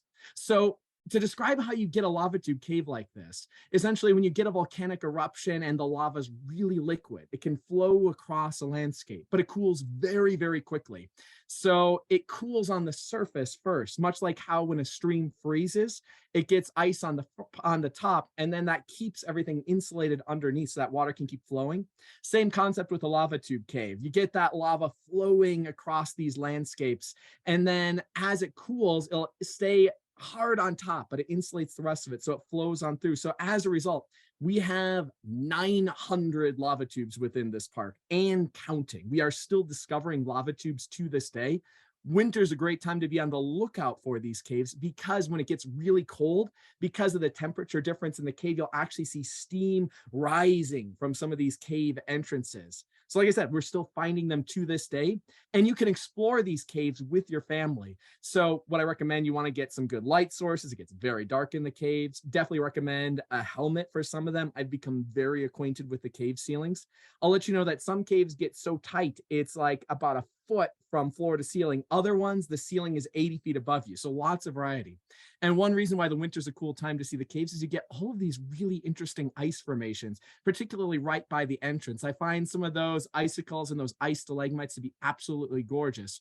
There are some caves that actually have ice year round, but winter plays a big role in that. You see, some of our caves are shaped in this really strange way where you have multiple levels. And if they're big enough, what'll end up happening is that cold air is going to get trapped at the bottom. So as most of our caves are 55 degrees year round, you actually have some that are below freezing, like Crystal Ice Cave, where you have these elaborate ice formations just absolutely everywhere throughout the cave. Those ones get a little bit trickier to travel through. So you really need special equipment before seeing one like that. Another thing I love about our caves is they're a great refuge for a lot of life. So we've had some other presentations here today talking about different animal adaptations. So I'd like to look at some of the ways that our park life is adapted to this environment. The caves provide a great refuge for our bats. So we have our Townsend's big ear bats on that left side, and we have the little brown bat on the right. And each bat is a little bit different. So the Townsend's big ear bats are going to cluster together in the wintertime, whereas a little brown bat is going to find a nice little cubby somewhere to rest. But we love these bats. They're about the size of my thumb. And I love the Townsend's big ear bats in particular because their ears are like twice the size of the rest of their head. Now, all of these bats, the ones that don't migrate away from the park but stay here in the wintertime, they'll find a nice shelter in a cave. Their feet are actually set up so that their muscles, when they're relaxed, are actually curled up. So their feet are curled up so that they can latch onto the ceiling. And they go into a state called torpor, where they're really protecting their energy. So as a result, their body temperature drops to just above freezing, and their heart sometimes is beating as slow as 3 beats a minute. So this is how they rest through the winter. So a really unique adaptation to surviving the winters out here is to just sleep through it. Now, I don't like to pick favorites, but I have to say the pika might be the best animal ever. The pika here, this is something that really shocks our scientists, because pika you typically find in a place like the upper mountain regions of a place like Rocky Mountain National Park. But we have the pika here as well. They're related to rabbits. They're absurdly cute. They even sound cute. They have this sort of high-pitched ee when they're calling out. And what they do in the wintertime is they do primarily sleep, but they wake up from time to time. And what they're doing for the rest of the year is they're gathering lots of plants. They're gathering lots of grasses and herbs. And they actually have this strategy. Well, they'll gather some plants that they can't digest when they're fresh, but they leave them sitting in the cave. And as a result, over time, as they dry out, they can eat some of those different types of plants as they become edible. So I think it's just a fascinating adaptation. And it's also really strange that we have the pika here, because typically, like I said, you find them high up in the tundra. But because of these lava tubes, the pika can actually survive down here because they have that perfect shelter in our caves. Now, for some of our other animals, they travel a short distance to get down here. Typically, our mule deer, they're going to be higher up in the mountains nearby in the summertime. But in the wintertime, they all like to come down here because it's a little bit more mild in this environment. So if I look at my window right now, sometimes just outside of my window, I'll see a half a dozen mule deer grazing on some of the sticks, some of the other plants that are poking up through the snow in the wintertime. Others travel quite a bit further to get here. So one thing that I think is kind of amazing about this area is it seems pretty cold out here, but it's much more mild compared to some places much further to the north. So some animals, some birds that come up that live in Alaska or northern Canada in the summertime, they come down here and they stay in the park in the wintertime. There's actually a festival nearby called the Winter Wings Festival because it's such a great birding area. There are lakes to the north of us where you tend to get a plethora of birds. We actually have a really great density of bald eagles here. You'll get things like the tundra swan, the ring-necked pheasant, and you'll even get this little bird in the upper right that I think is super cute, the little horned larks. So tremendous diversity of birds come here in the wintertime as well. Other animals are here year-round, but they have specialized adaptations for the wintertime. Sometimes you won't really see them unless you're looking for their tracks. We have coyotes here. We have the least weasel that you see in the upper left, which much like at Rocky Mountain National Park, their fur is going to change color so that they can survive in the wintertime, just blending in with the snow. Bobcats, I think, are amazing. I almost never see them, but every now and then you can see their tracks, that bobcat in the lower right. Now, bobcats actually have these paws that have fur in between them. And that's a great winter adaptation because that helps muffle their sound as they're walking over the snow, looking for those rabbits, those hares, those other animals that they are seeking out for a meal. So an enormous amount of life here within the park. It can seem like a challenging environment in the wintertime. We do get big snowstorms every now and then. Temperature can drop well below freezing, but with those caves and with those special adaptations, everything finds a way here. In the words of the great philosopher Jeff Goldblum, life, it finds a way. So I hope that you're able to make it out here sometime, maybe get a chance to check out our caves. Maybe if you're really adventurous, you might discover one of the new caves here. Thanks everyone, and hope to talk to you later. Thank you so much. We're excited to learn from you. I do not see our last ranger on. If they are, they can unmute for a moment, but let me go ahead and take you to our next piece, our nature craft. So kids, we're going to ask that you create something out of nature. Are you here? Are you talking about Ranger Ollie from the San Antonio? Yes. Sorry, we didn't see you there. No, you're good. I've been here for a while, so I probably got shut down to the bottom. Oh, sorry. Okay, come on. Yes, we want to celebrate you. San Antonio Missions Ranger. So we had a couple different rangers with that same last letter. So that's what happened. Okay. Our final one today is from San Antonio Missions National Historic Park and World Heritage Center. I have to make sure we add that. So we're ready for you. Hi, so yeah, I am Ranger Ollie with the San Antonio Missions National Historical Park and UNESCO World Heritage Center, which basically means not only are we protected by the national parks as a wildlife area, but also the United Nations, basically the whole world's government decided, okay, a lot of super important stuff happened here, so they need to be protected even more because it's historical. So during the winter, we are also kind of lucky because we get pretty mild winters here. It gets a little bit chilly, maybe to, 30, 40 degrees Fahrenheit at the coldest. So there's a lot of things you can do. Right behind me, we have what's called the Yanaguana Trail. And so that is part of our Mission San Juan. It is actually coming from a native term, an indigenous term, that was from the people who lived here before the Europeans came here. Yanaguana means refreshing waters. So that's one of the things you can do. You can go hiking and it's not so hot, that you can't, walk around without sweating a lot. But that's why one of the most important things for our area is the indigenous cultures, the native people who were living here before colonists came through.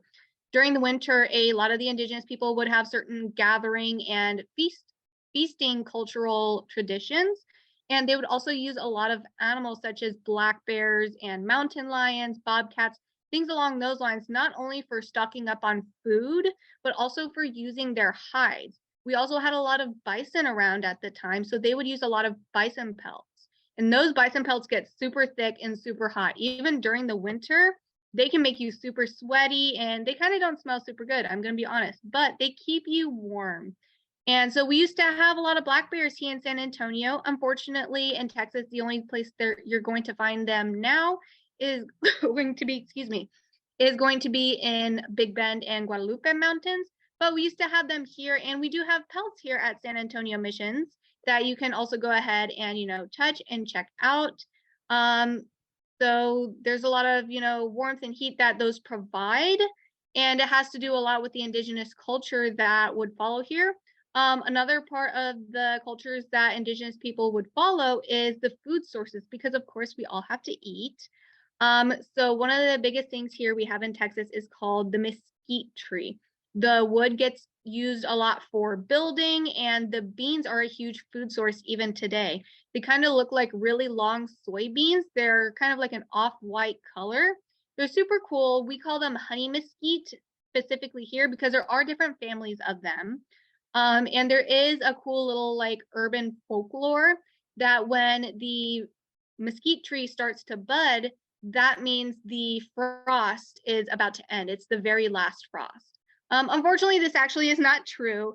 It is just, folklore, but it is one that would kind of help predict the weather. It does mean that spring is starting to come. So mesquite beans, roots were also a very, very large source of food, especially for the indigenous people.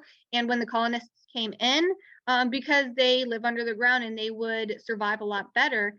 So a lot of roots, a lot of bulbs, a lot of agave plants, and the roots and bulbs from those. So I think I'm starting to run out of time a little bit, but if anybody has any questions, please let me know. Thank you so much. I appreciate that.